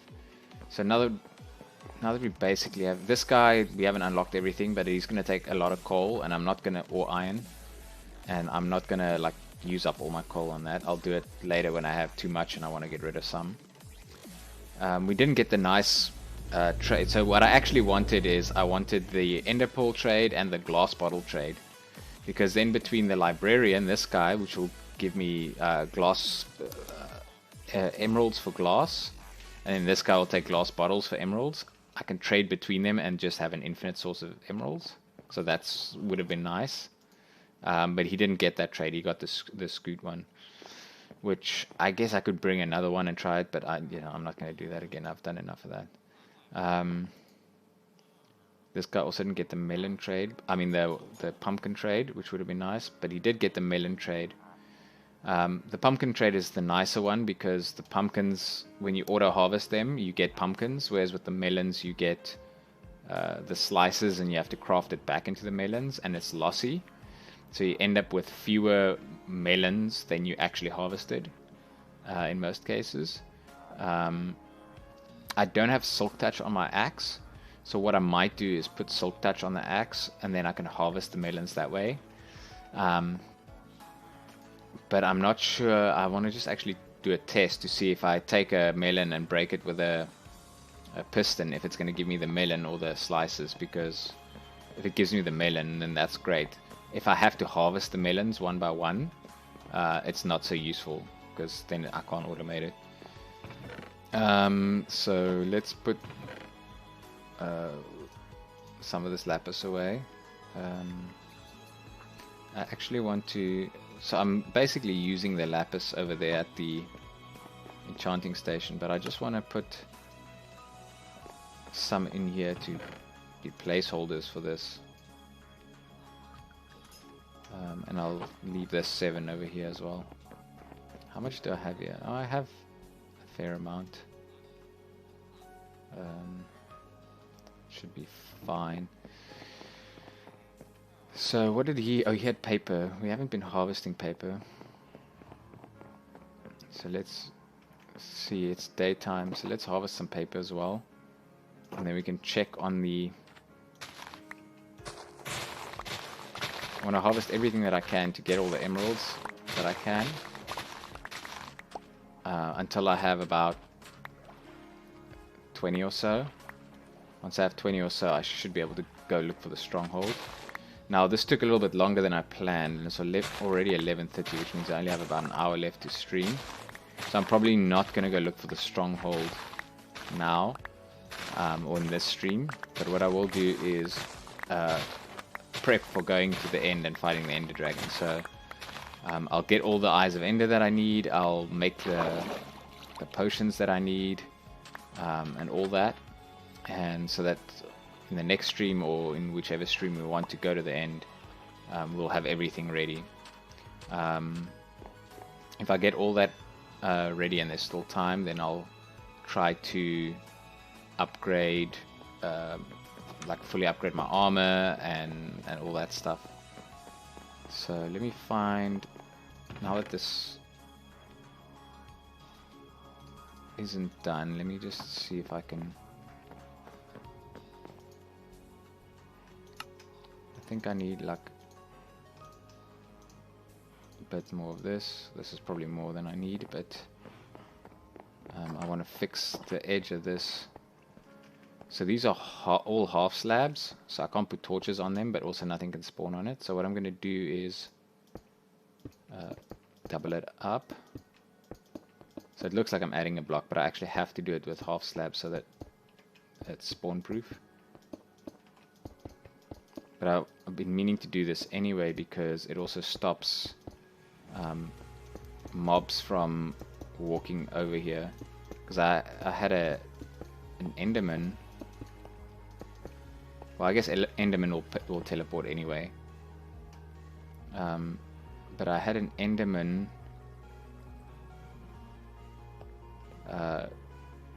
go on here and trample my crops, which was not nice. I'm trying to think, if this is here, I need to be able to get back out after I've planted all the crops, so I should probably leave a way for me to do that. And I think the way that I'm going to do that is... I'm actually not 100% sure if this works.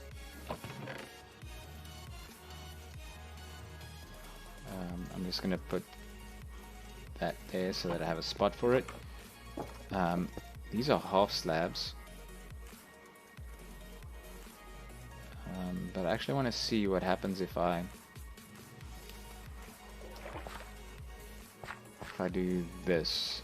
Now I don't want to put a ladder there because it might interfere with things flowing. But I should be able to do that. Yes. Okay, perfect. So that's that sorted, and this is not ready to harvest yet, so we will... I'm actually thinking I should probably put glowstone above there. But you can do that later.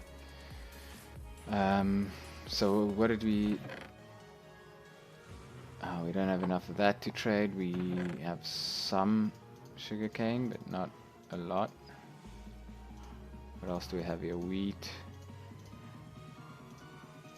Don't really... I don't think he doesn't trade wheat, so that shouldn't be an issue. Let's make more paper. Oh, sorry, the cartographer takes the paper.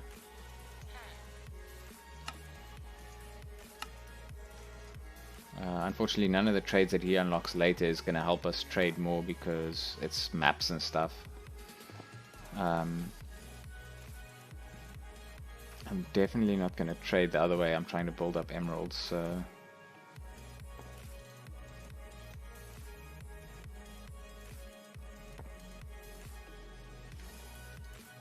Oh, is there lag? What's going on?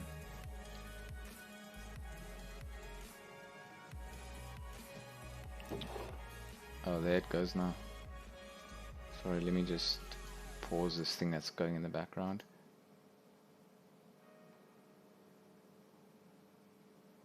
Getting some serious TPS lag.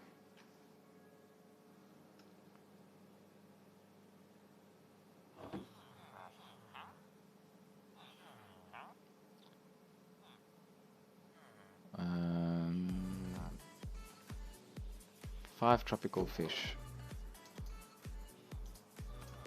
But I want to use all the puffer fish because I need some later down the line for the nausea effect and everything.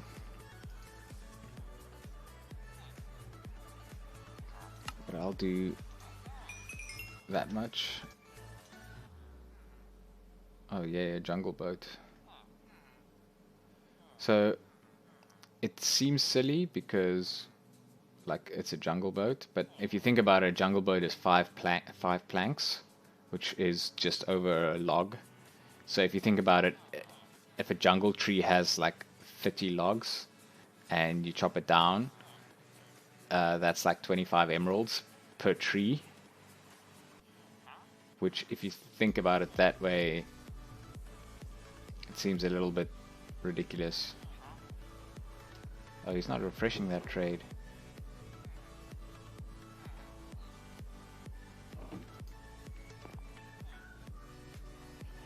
Oh, I think it's the TPS lag again. Where's the thing that tells you what the TPS is? This F3 screen has so much information. I can never find what I'm looking for.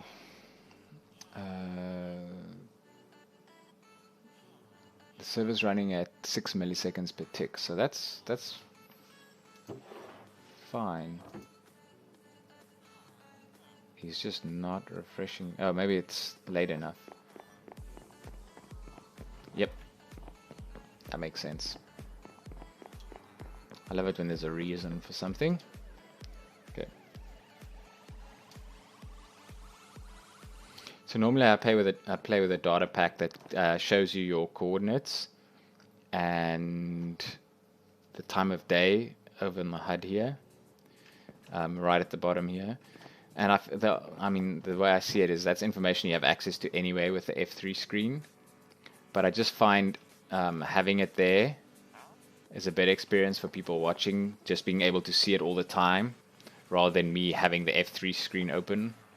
And also with the way I have it set up at the moment, all the F3 text is behind my webcam thing here.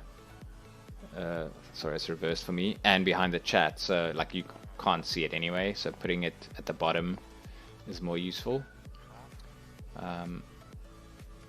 Okay, that doesn't seem to be refreshing, so put that there. How many do we have? 24.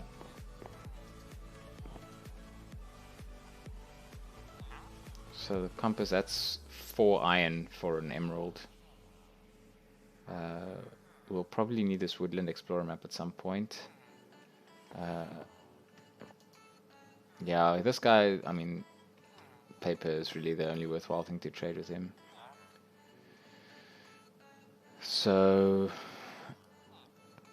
I think other than the mending book for the shovel, we shouldn't need more mending books right now. We can get them later. So I think what I'm going to do is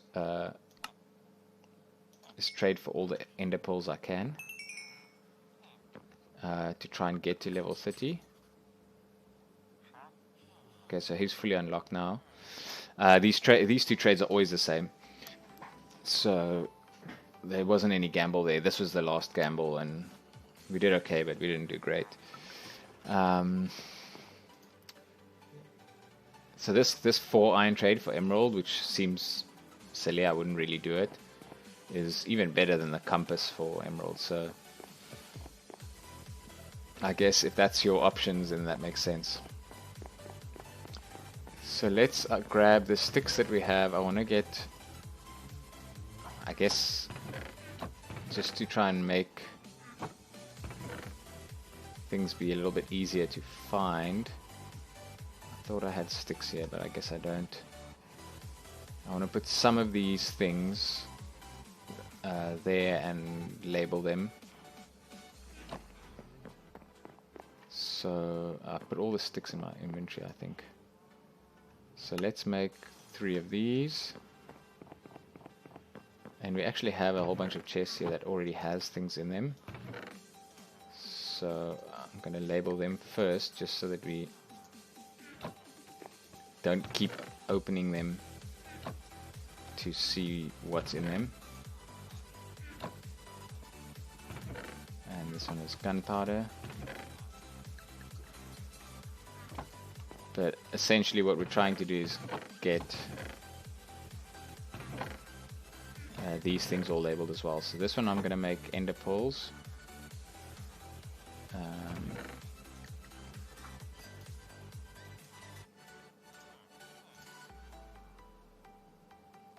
I don't have enough, so let me just... This should give me just enough to make another one. You still have leather, that's the thing that usually stops you from making... Oh.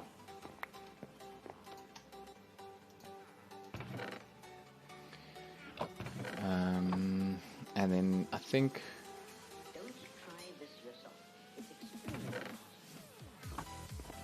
There was something else that I brought with me that I was gonna put away.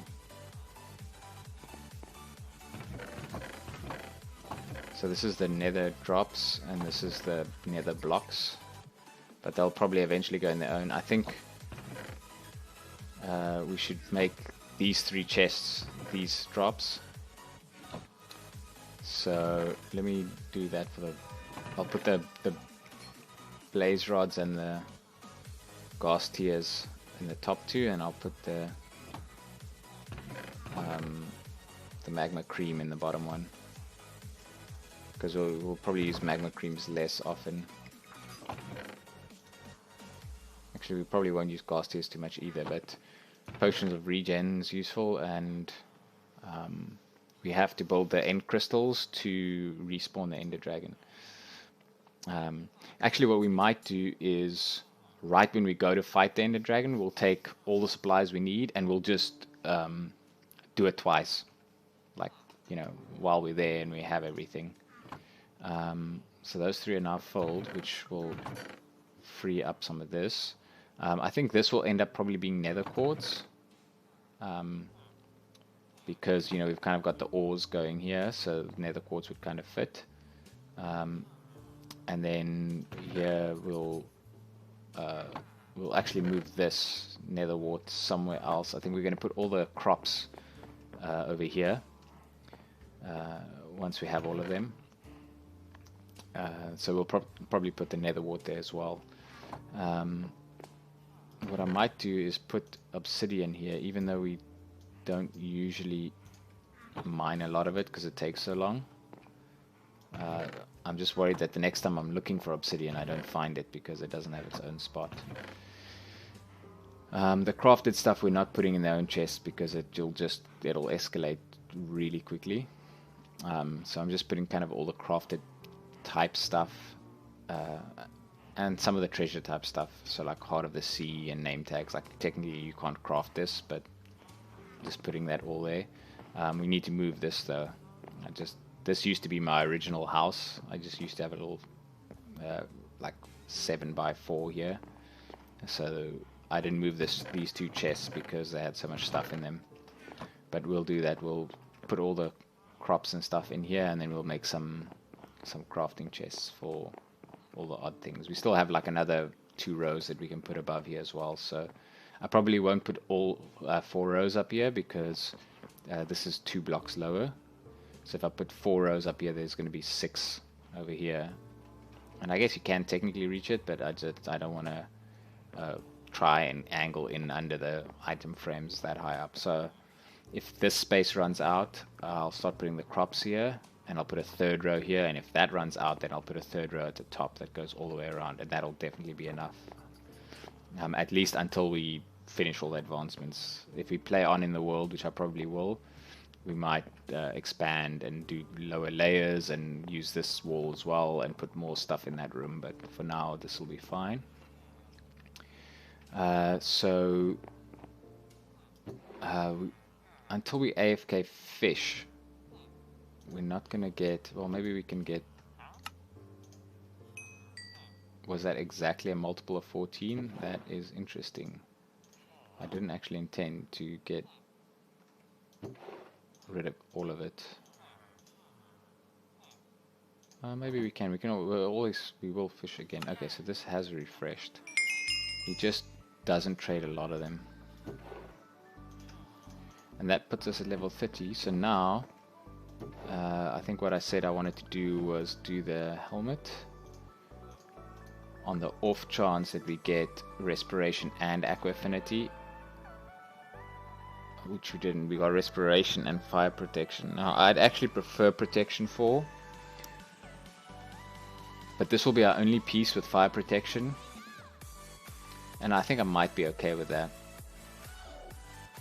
We have protection 4 and Unbreaking 3 on everything else, and then obviously Depth Strider on here. It means we're gonna have to add a few things to this to get what we want. If this has Unbreaking will be nice because we want Unbreaking and Mending. So I know I keep saying I need to do one more enchant before I do it, but if the next enchant that we have available is something that is exactly what we need. Sharpness, power, knockback. Okay, no, so the book isn't. Then I might as well do it rather than risk something that I don't want in the next one. Once you stop getting like any enchants that you can use, you have to fill it up with whatever's left. And I don't like to combine tools because it's wasteful on diamonds. So once I've enchanted everything, which is the only thing I've left to enchant is the shovel, I'll have to use books from fishing to fill up the rest. So we got a few more emeralds, which means we can go here and get more ender pearls. Like I said, I want like 20. I'm not too phased. A lot of people want to have some ender pearls with left over after the Eyes of Ender to fight the Ender Dragon. But I'm not too worried about that because once you get there, I have a looting 3 sword, so if I anger 1 or 2 Endermen, I'm going to, you know, kill them anyway. And so you usually get a couple of ender pearls from that as well. But I'm actually going to use potions of slow falling, so because I'm not worried about the dragon hitting me and killing me. I have regen, so I'll just eat. What I am worried about is the dragon hitting me off the island or hitting me high up enough that I fall to my death. Because I don't have feather falling, right? So normally I would wait for feather falling, but if I have potions of slow falling, it should be okay.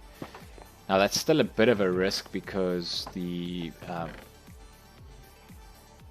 potion of slow falling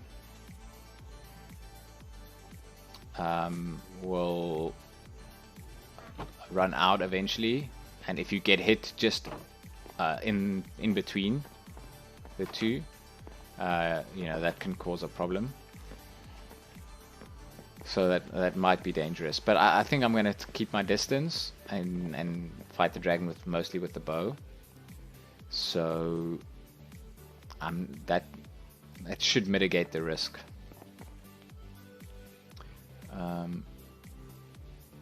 Okay, let's make some space and then we start working on the potions. We should also do... So 13. I want about 20. We need, like, worst case scenario, we need... how many Eyes of Ender goes in the portal frame? I think 16. And it is possible for it to spawn completely empty. Or is it? No, it's 4 sides of 3, so it's 12.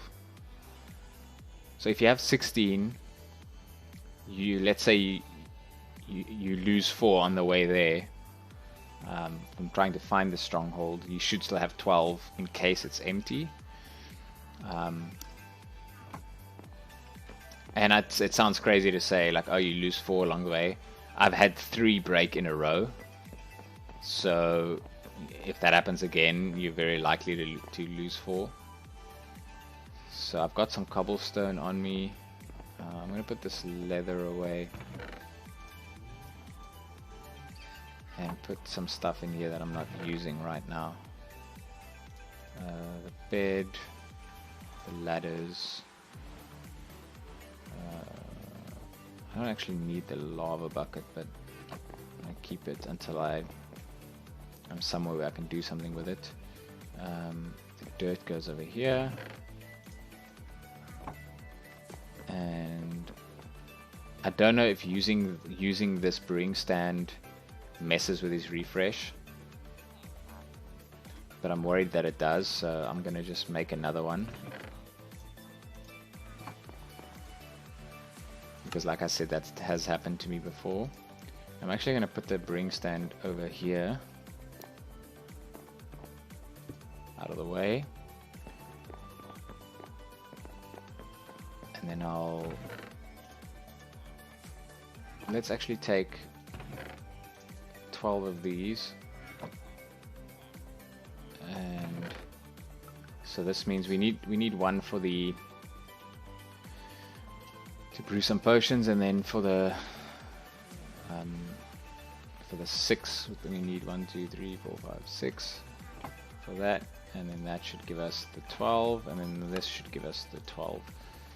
And we can actually, I'm tempted, we're going to need quite a few ender pearls anyway, so maybe I've got a silk touch pickaxe. 1, 2, 3, 4, 5, 6, 7, 8. I might as well do this now, because that's actually going to make it when I do go to the end that I can take some stuff with me. Where is kind of a spot where I go often? I guess I can do it right here. Put my mending book in there so I don't lose it. For now I'll put my bucket of lava in there. Do we have spare arrows? Oh, I think I'd had one of these was meant to be for arrows, but I used all of them. Okay, that's fine. We will get spare arrows. And then I had water bottles from fishing, but I think I drank them to make them stack. So let's put that there. We're gonna do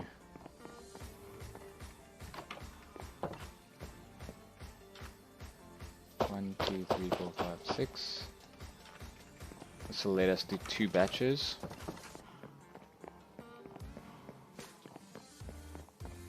And we're going to need, for 2 batches, we're going to need that. One of them is going to be regen, and one of them is going to be slow falling.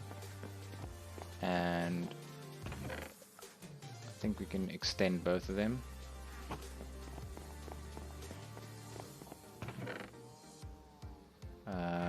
Wait, what am I looking for here? Phantom membrane. I'm going to put this here as well.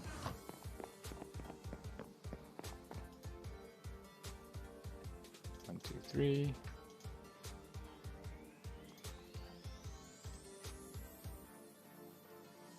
I don't think strength is worth it because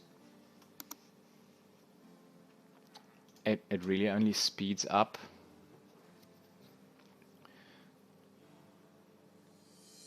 It just speeds up the fight, and I'm actually not worried about speeding up the fight. I think the slower pace you do it at, the less likely you make a mistake.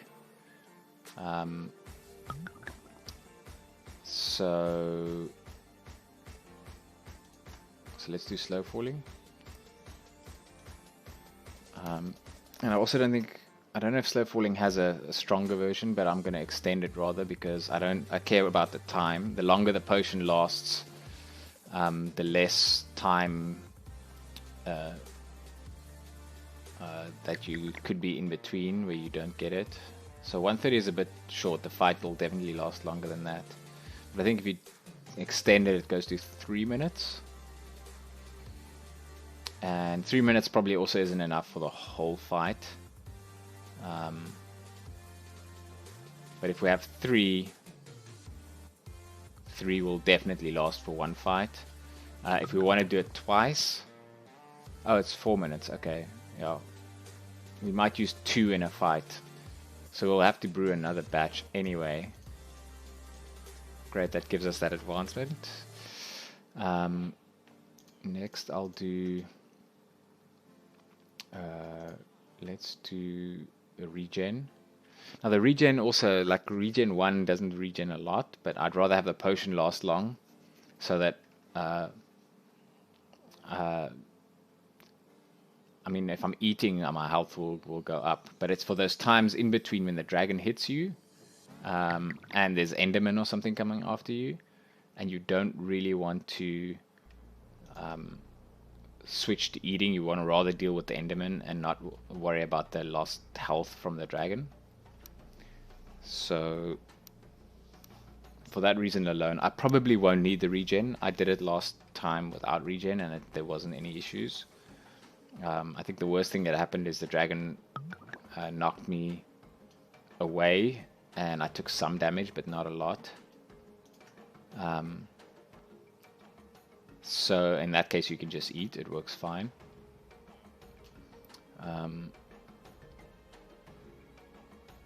But I guess we've got 7 ghast tiers. We might as well make regen. It doesn't last too long, so this one's only like 130. So we definitely can't have regen up the whole time.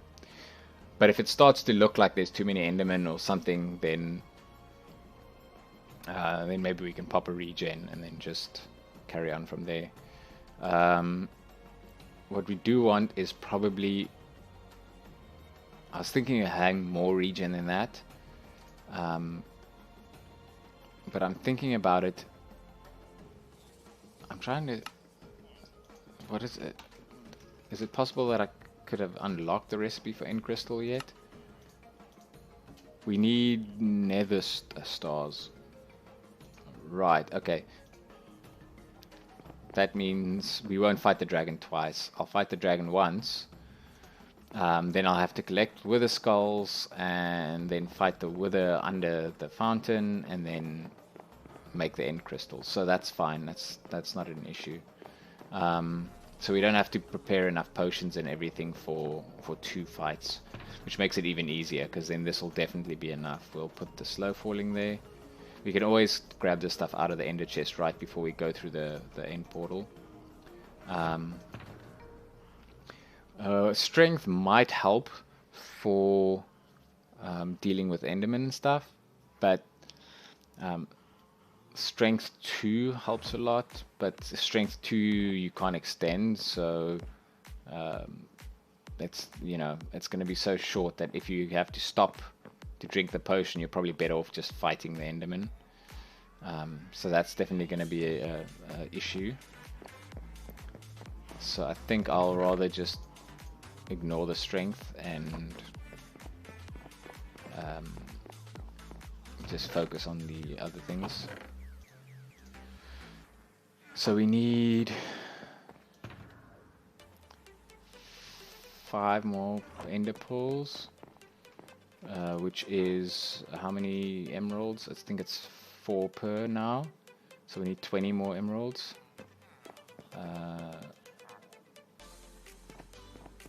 So that should be fairly doable. We've got the crops growing, but they're not. Oh, they are. They are fairly far along. So let's harvest it one more time and see.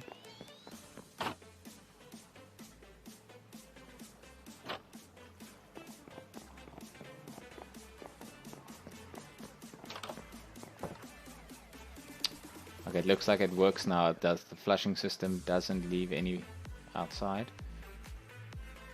Well, I wonder how long that villager is going to survive. What we do need to do though is grab 2 stacks of carrots and 2 stacks of potatoes, and that should start the...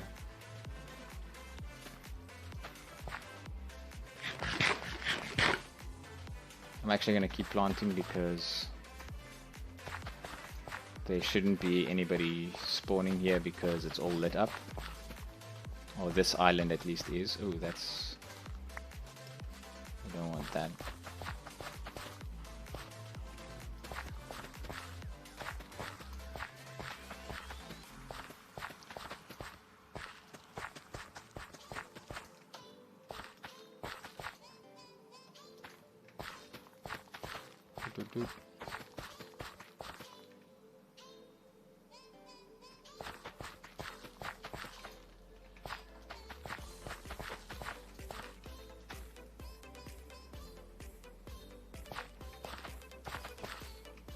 Zamba, I don't know if you're still there, but if there's any problems on the YouTube stream, because I don't tend to see it that often, just let me know if the audio isn't right or something like that. I know there's some alerts issues with YouTube. I think notifications don't pop up properly all the time. So I'm hoping those are the only issues. But if there's something that's causing you not to be able to see the stream, just say something and then I'll look into it. So that should be fine. I'm actually gonna stretch this out here just to see how many we get. You actually get quite a few. I wouldn't have thought that you get that many, but I guess it's a like three or four batches that we've done already. This is not the right guy. This is the right guy. Oh, I actually thought the potato trade was better, but no, the carrot trade is better, so I should have been doing it the other way around.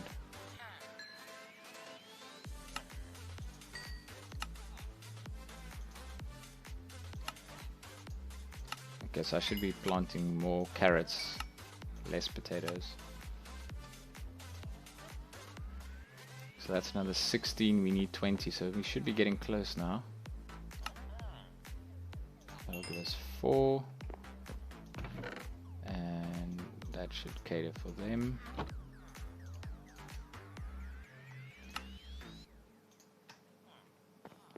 So I think that means we're 1 away. Yep. So definitely in the next batch we'll get it.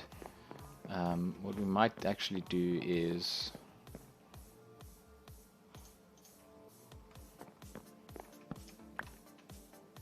so see, even though it's nighttime, like I've kind of lit everything up, so there shouldn't be anything here. There might be some drowns and stuff over there though, that's potentially an issue.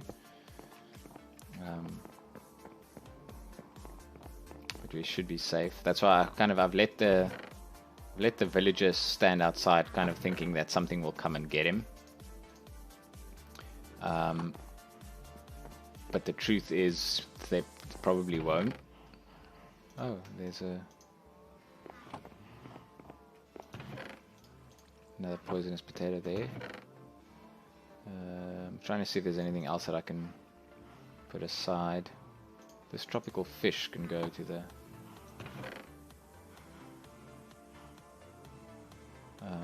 this iron hoe I can get rid of as well, actually. I'll just throw it there and let it despawn. Paper goes to this guy. It's only 1 though. Do we still have some emeralds in this chest? No, we don't. Okay. Well, I guess we can put it away then.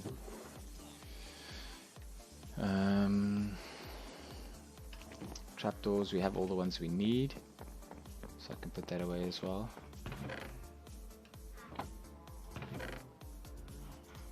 That and that, the sticks we can keep.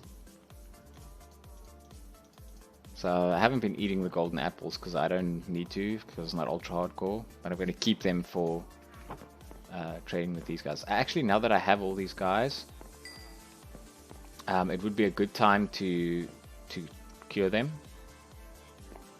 So since all their trades are locked, if you turn them into a zombie villager and you cure them, they keep all their trades, and their prices go down significantly. So probably it would have been the best thing to do that right before I started trading, so that I didn't use up all my supplies. But that might be something to do. We don't need that much more, like I said, we need like 1 more ender pearl. Wait a second, why do we have an ender pearl there? We have 15. So we actually have enough, because we have this blaze powder. I have ender. And that's 16. So we have enough. I would like another Eye of Ender to make another ender chest, so that I can take a different ender chest with me and leave this one here. So that if on the way to the stronghold something goes wrong or whatever, I need to come back, then I still have access to all this stuff.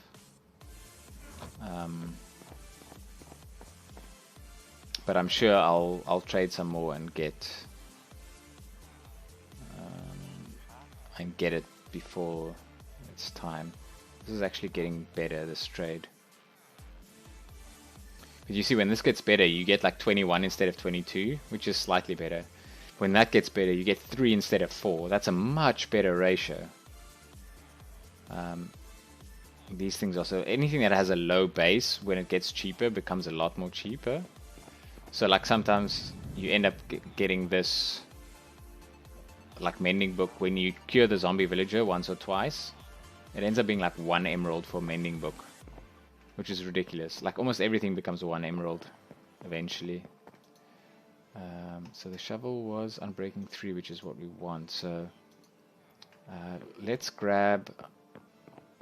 We're waiting for things to grow. It's probably nighttime, which means things aren't growing anyway. So let's sleep. How much time do we have? We still have half an hour, so what else can we do to prepare? I guess we can go and find the stronghold. I don't know how much that'll help though.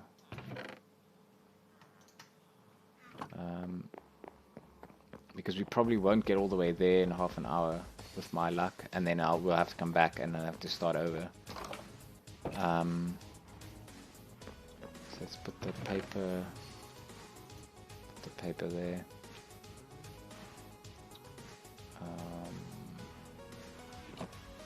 So wait a second, what was I trying to do?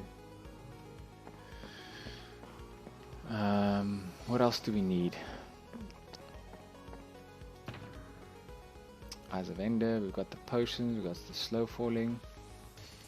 Levels, oh that's what I wanted to do. I wanted to see, I don't have any in here. Right. But I do have, a bunch of stuff in here. Now, let's see what's, I was going to use this bow, but I don't need to anymore because I've got a better one.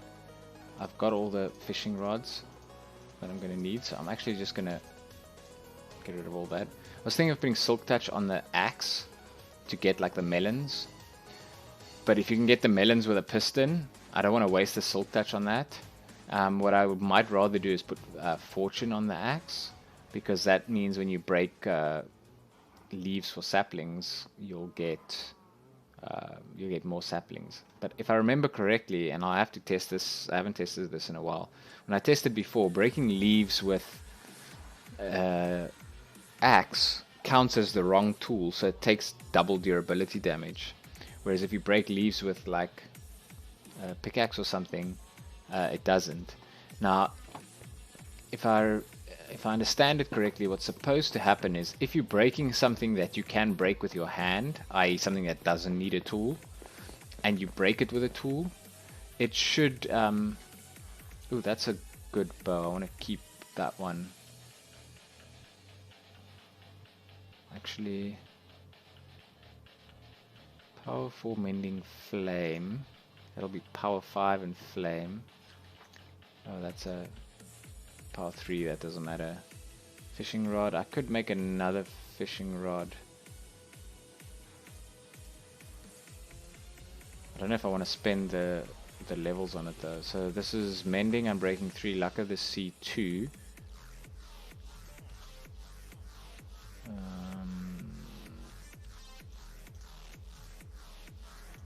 So Unbreaking 3, Mending. Trying to get Lure 2 and Luck of the Sea 2. So I need 2 of those.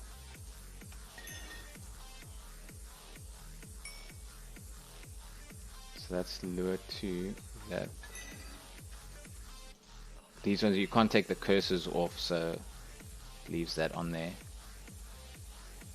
Curse of Vanishing doesn't matter because dying isn't a thing, but I'd rather not have it there. So I could combine these, but honestly I'm not too worried about it. I don't have any mending on my armor because sometimes this experience goes to your armor. I'm not really trying to mend anything right now. That has mending, it's the only thing that has mending, and it's not something I'm worried about. So let's get to level 30.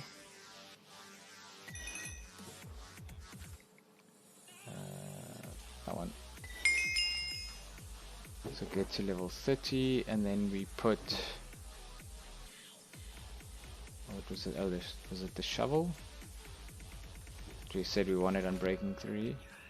Efficiency 4 and breaking 3. Now efficiency 4 is sometimes a little bit too fast for the shovel, but I'll take it. So now what we want to do is, before we get any other levels,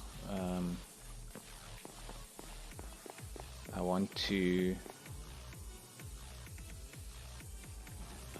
actually, this is going to seem silly because I already have a semi-decent bow, but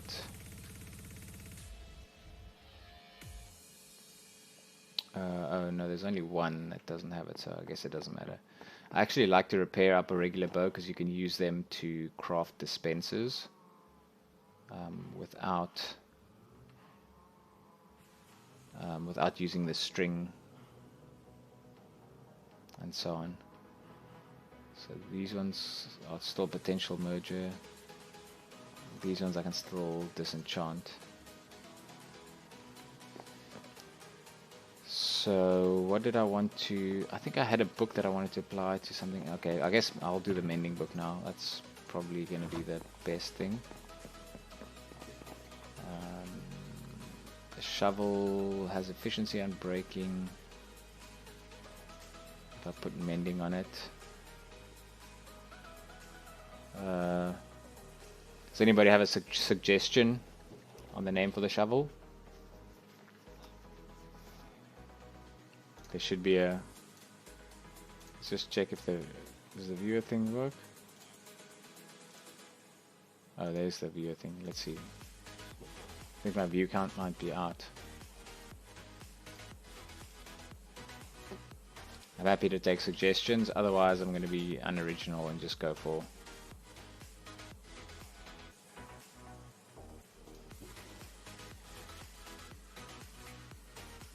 I'll give there's obviously a bit of a stream delay, so I'll give it a couple of seconds to catch up.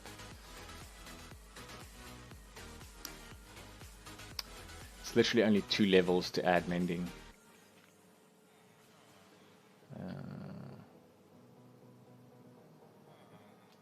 Okay. Let's do an homage to Shovel Knight.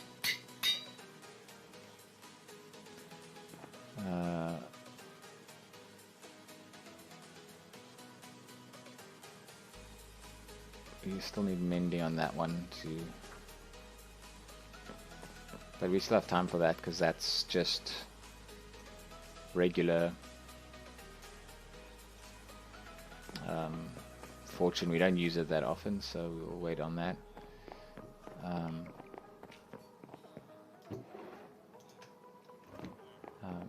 Yeah, by the way guys, the guys that are watching, I really appreciate it.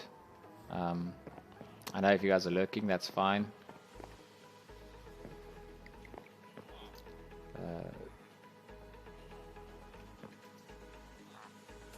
Let's see if we... Okay, so I'm gonna just put these away because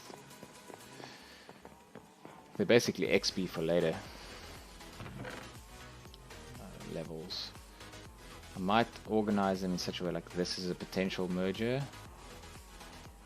I probably won't need another one of those. And now that we've kind of almost got enough space, we can do some more AFK fishing.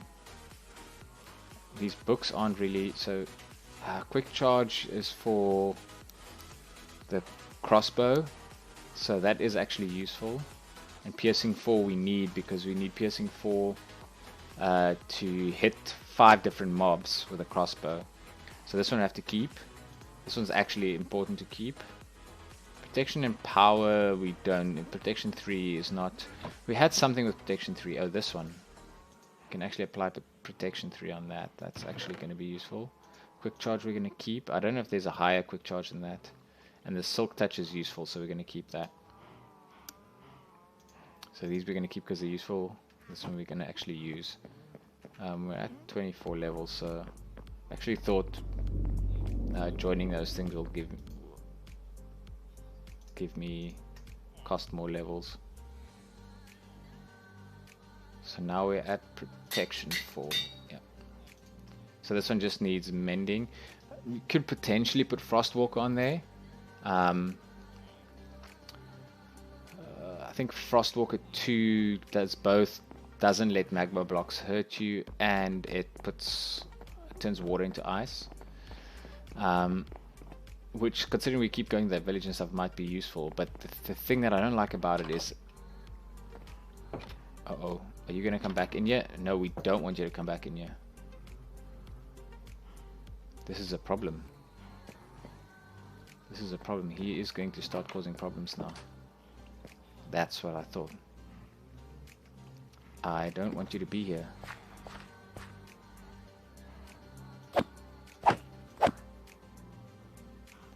Now, we've technically traded the stuff we absolutely have to.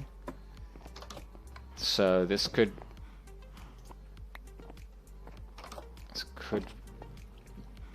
be much worse than I think it is, or it could be not an issue at all. But I think there's I don't know if they need to gossip or if it just happens. No, it looks like we're good.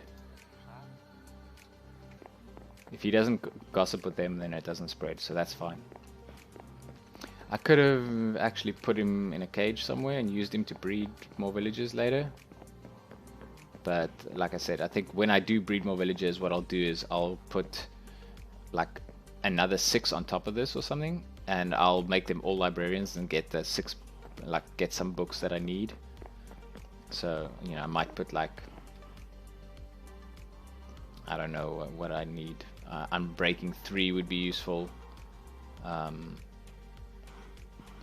You know, maybe Fortune and Silk Touch, that kind of thing. So let's see, 15 minutes. What can we do?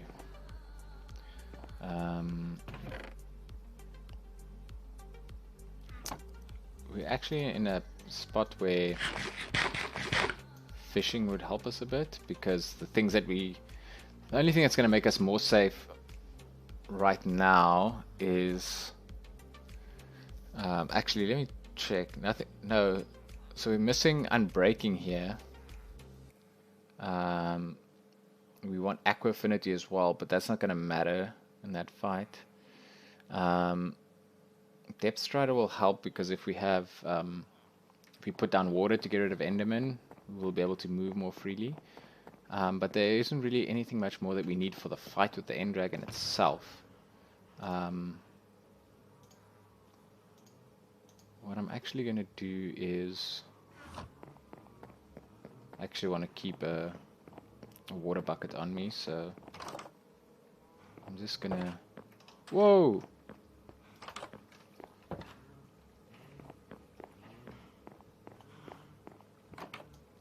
Did you spawn in the water? You're not supposed to do that. I think what happened is...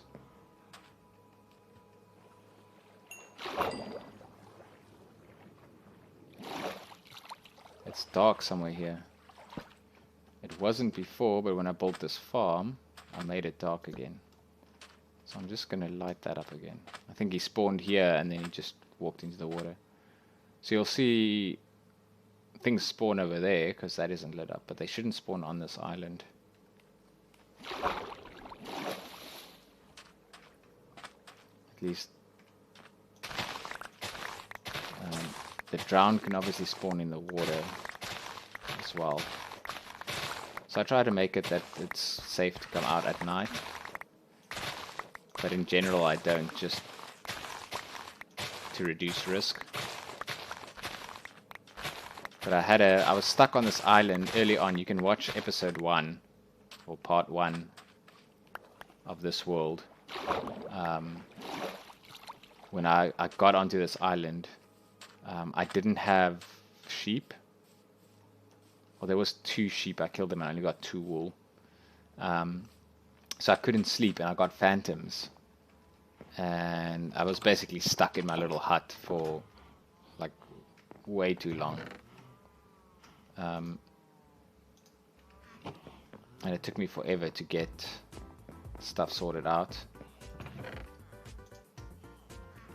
And So I kind of tried to light things up and kind of make it safe, but it did not go well. But I mean, that's the real challenge with hardcore is like, especially with a challenge like this, where you're trying to get all advancements, is sure, if I was just playing, I could just like reset and do like oh, that's not going to be enough to make enough paper to trade anyway. I could just re-roll the world. I would probably be fine.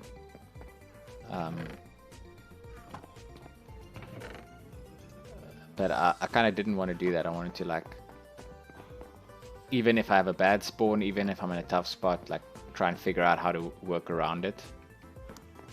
And I think I managed to do that. Like now that I've, you know, when I eventually got to the point, like I couldn't make an AFK fish farm because I couldn't get string, right? Now when I say I couldn't get string, is I could just go outside, get rid of all the torches, and just like look for spiders, but like that's risky, right? I want to try and do only things that I can reasonably expect to succeed in. And while like 80-90% of the time when you just go out and fight mobs, you'll survive, there's that 10% where you don't. And if you do in a 3-hour or in a 5-hour stream, you do like 5 things that has a 10% failure rate, you're going to die every 3 to 4 streams, right? And if you die every 3 to 4 streams, you're never going to get all of these advancements. So like whenever there's a cautious approach that increases the odds of success, I'm basically going to do that. The other thing that I still haven't done is the sniper duel thing, and I actually think if I stand, so the trick here is the forest causes problems. Is that a zombie in gold armor? Yeah, I think that's a zombie.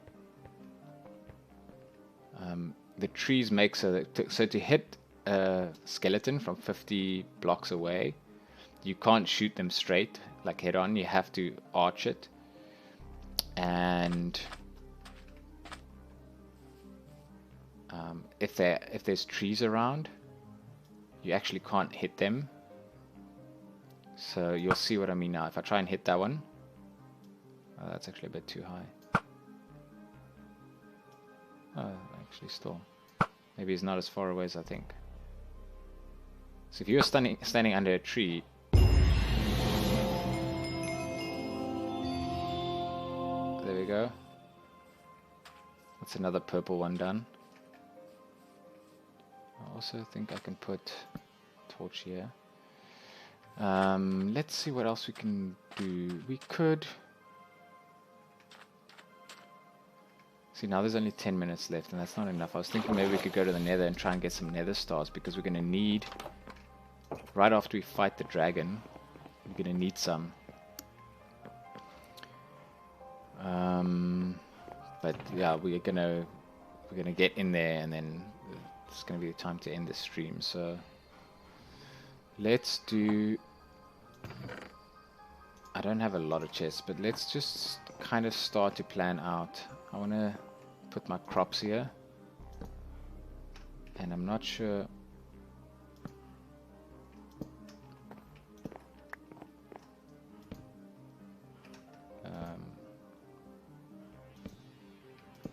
I'm going to organize this, but the main ones that we have, and I'm going to just grab it from here, is the carrots and potatoes, which we're growing, and then we've got the sugarcane, which we're growing. But then we'll also have the wheat and the seeds. Now, since you do end up...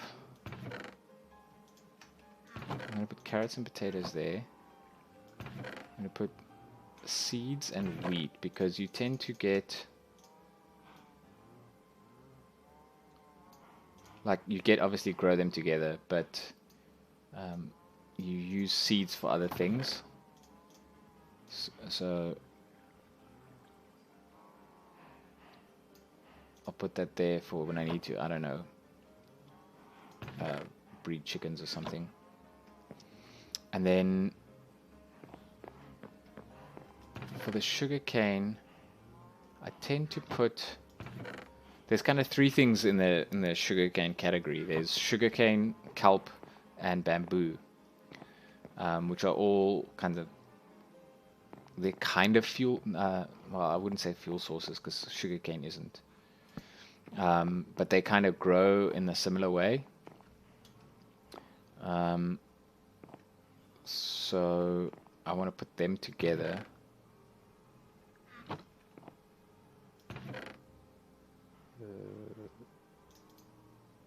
Well, actually, let's take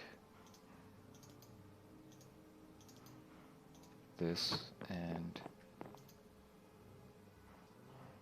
I almost made just a stack of crafting tables, which would not have been useful. So let's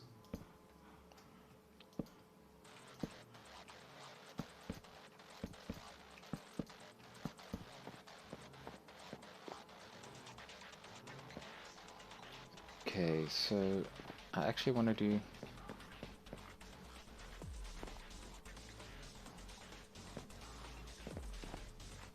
so I put things in those. These three are the,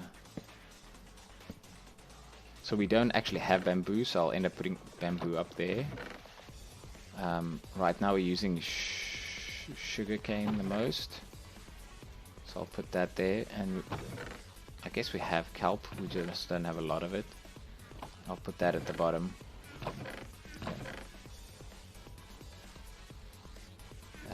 And then can I do more sticks? That's not enough.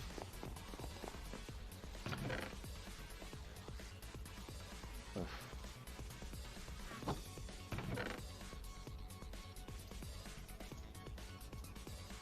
trying to get as much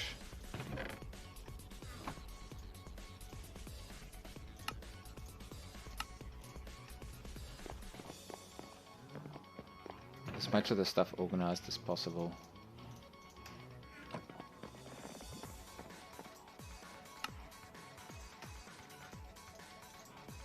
So let's put, can't put something on there because we don't have that yet, but I'll put the sugarcane there. I'll put the kelp there just so we know where it goes, even though there isn't a lot there. And then these two we're using a lot at the moment, so I'll put carrots there. And more. Okay. We're really running out of wood now, so I'm just gonna make a ton of sticks because we keep running out of them. I'm definitely going to need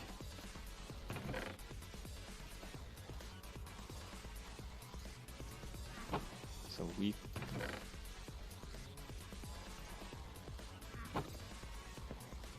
And here we need the potatoes. So we'll have to find, there's probably pumpkin and melons will go here. Did I take all the leather or not? I think there's one more here.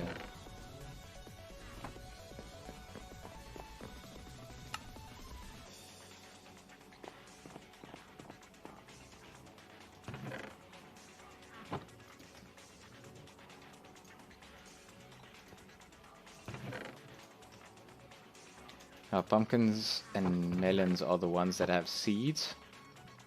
So what we'll probably do is we'll have one row of seeds at the bottom just to have some in case we need them, and then we'll just fill the rest with pumpkin.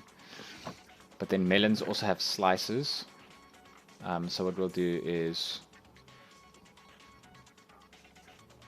we'll put a row of, does melon have seeds and slices and melons? So we'll put a row of seeds, a row of slices, and then full melons over there, and that should be fine. I don't want to split those up into different chests because that's just, we'll never need that many seeds. And then because these also have the seeds, I'll put what's it, beetroot, and I think, is there something else that also has seeds?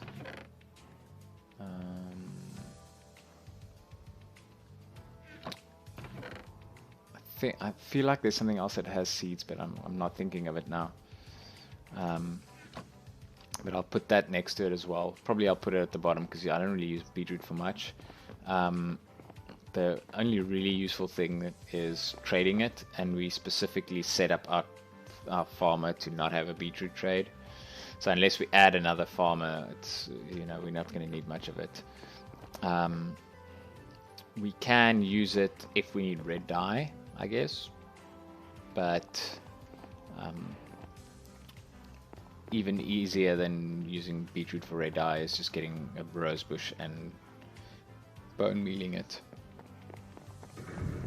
I guess beetroot grows on its own, whereas a rose bush you have to feed it bone meal the whole time, so it might technically be better to have beetroot. So I'll put this here. So we're starting to clear out some of this stuff. This is the messy chest that has all the crafted stuff and so on. We've started to get rid of it. So I think what I'll do is I'll put... if the beetroots goes under here, and I can't think of anything else that takes seeds, and I'll just put the cactus in there. So it'll be cactus and beetroot and melon here.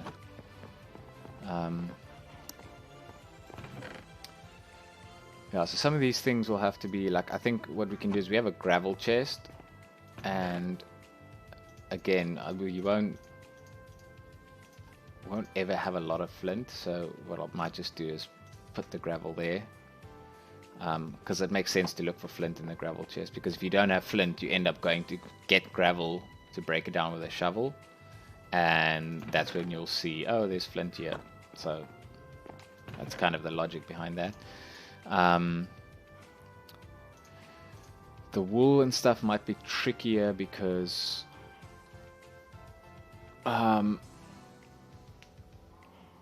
you know, you get the 16 different colors, so you might want to put you probably don't want a whole chest for each of them unless you really have a lot and you're like selling it or something. But we probably aren't going to build that much until afterwards, so what I'll probably end up doing is just ignoring that and just have one chest for wool and put everything in there, and all my wool is pretty much just going to be white anyway. So that'll probably also be in this section because it's kind of it's not really a growable resource, but it's renewable. And I'll probably put things like flowers in there, and what I'll do is I'll put so there's 9 in a row and there's 6 rows, so you have 3. So if you put 5 in a row and 2 of them, you can have 2 stacks of each color. But I don't think there are every color of flower because some of them are quite rare, like with the roses. So you know, we might just put a stack, just put them in there. If we ever get more than 1 stack, we just have 2 stacks. So that should be fine. Mushrooms and that stuff, I will probably end up just like kind of moving this chest and just putting kind of what's in there now there again, and putting the crafting chest again, the same thing. We might put a chest by the potion station and just put like all the potion related stuff there, being the water bottles and stuff like that. We'll have space for the nether wart and the individual things like the gunpowder and the blaze rods and all that kind of, and the magma creams and whatever. So we won't have to put all that there. Just the stuff that we only really use for making potions, like the glass bottles and so on. So yeah, that kind of starts it getting organized. What I'll do is in between streams.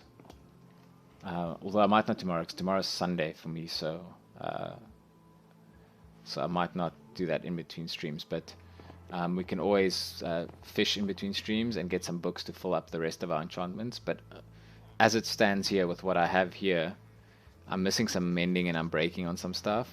I'm mending on all the stuff, but I'm not going to go through a whole armor set in the fight, so it should be fine.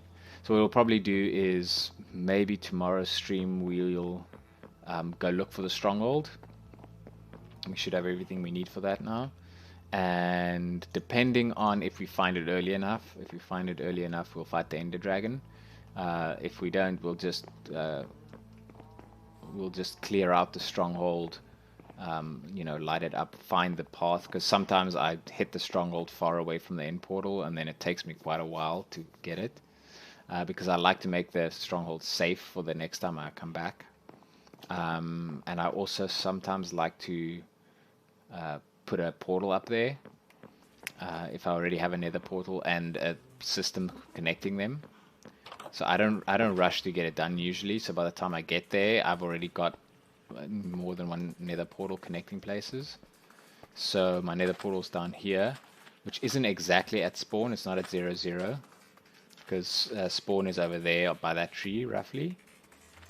But what I still have to do is go to the nether, make a safe area at the top where this portal goes to, like at Y100 or something in the nether. And then I can make all my other portals high up where it's safe, and then, you know, I can traverse the nether fairly safely. So it looks like what we did in this stream was we only got 2 advancements, local brewery and sniper duel. So let me open my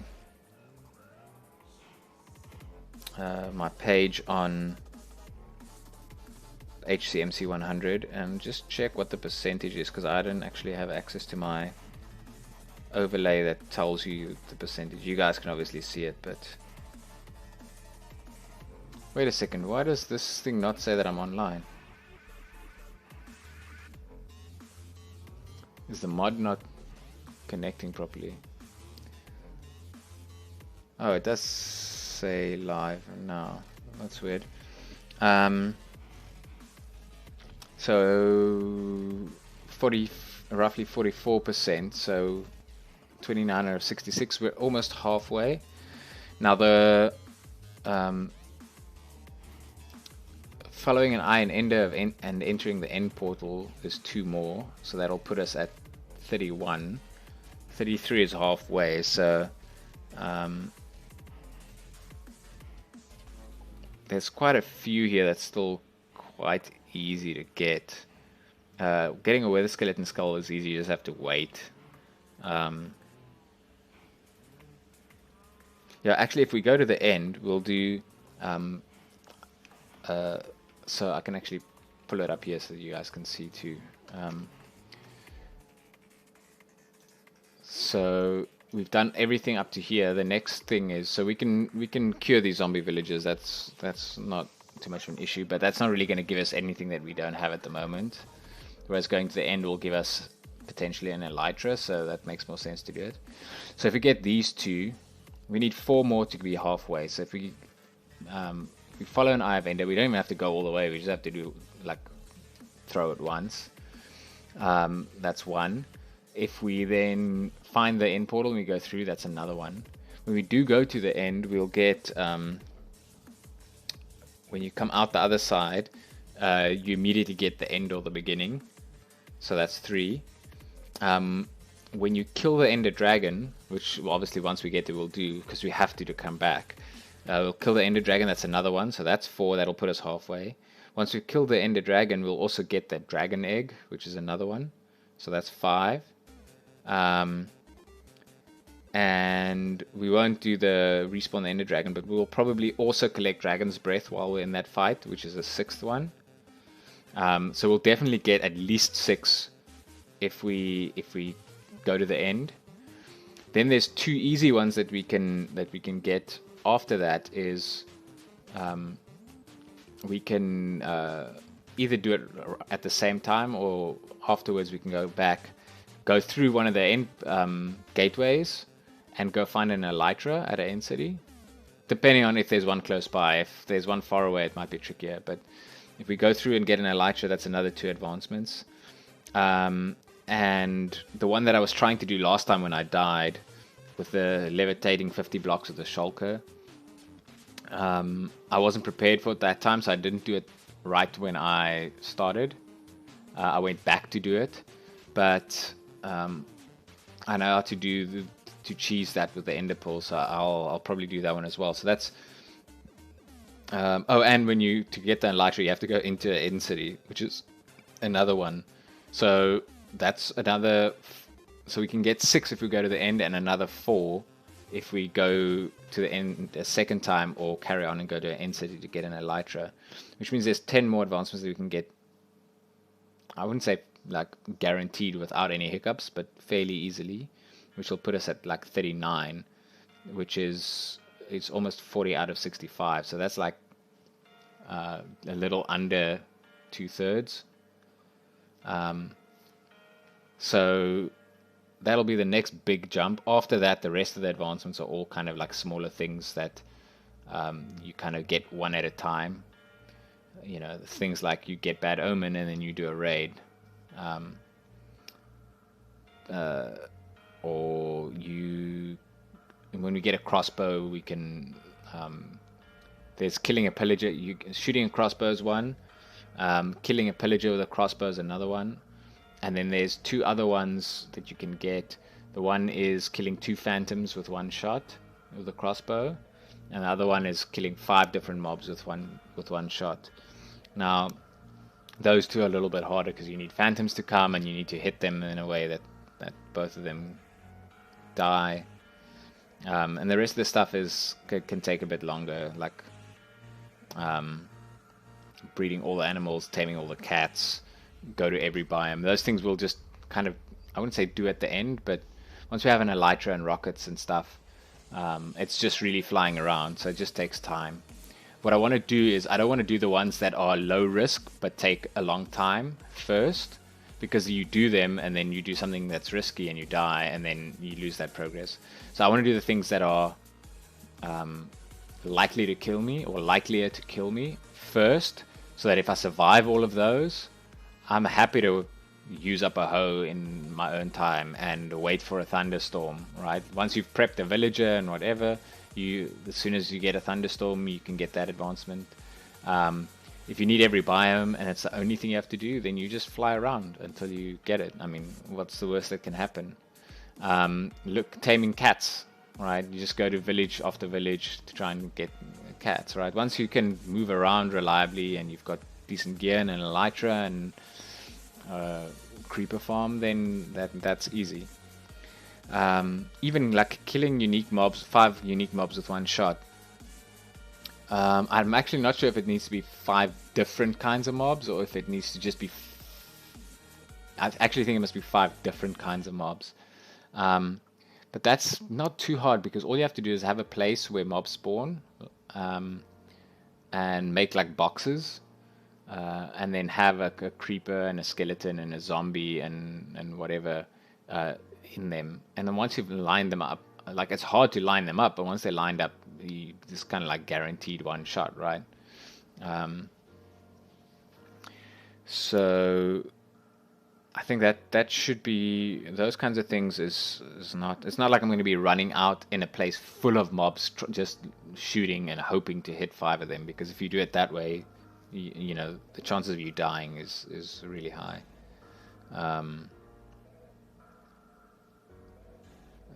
Things like eating everything that is edible, I could be doing it as I go along. Whenever I see something for the first time, I eat it, but what I'll probably end up doing is just get everything so that I have a chest. That's actually, I think there's more than a chest worth of stuff. You need a double chest with 1 of everything in it, so that I know I have it, and then I'll just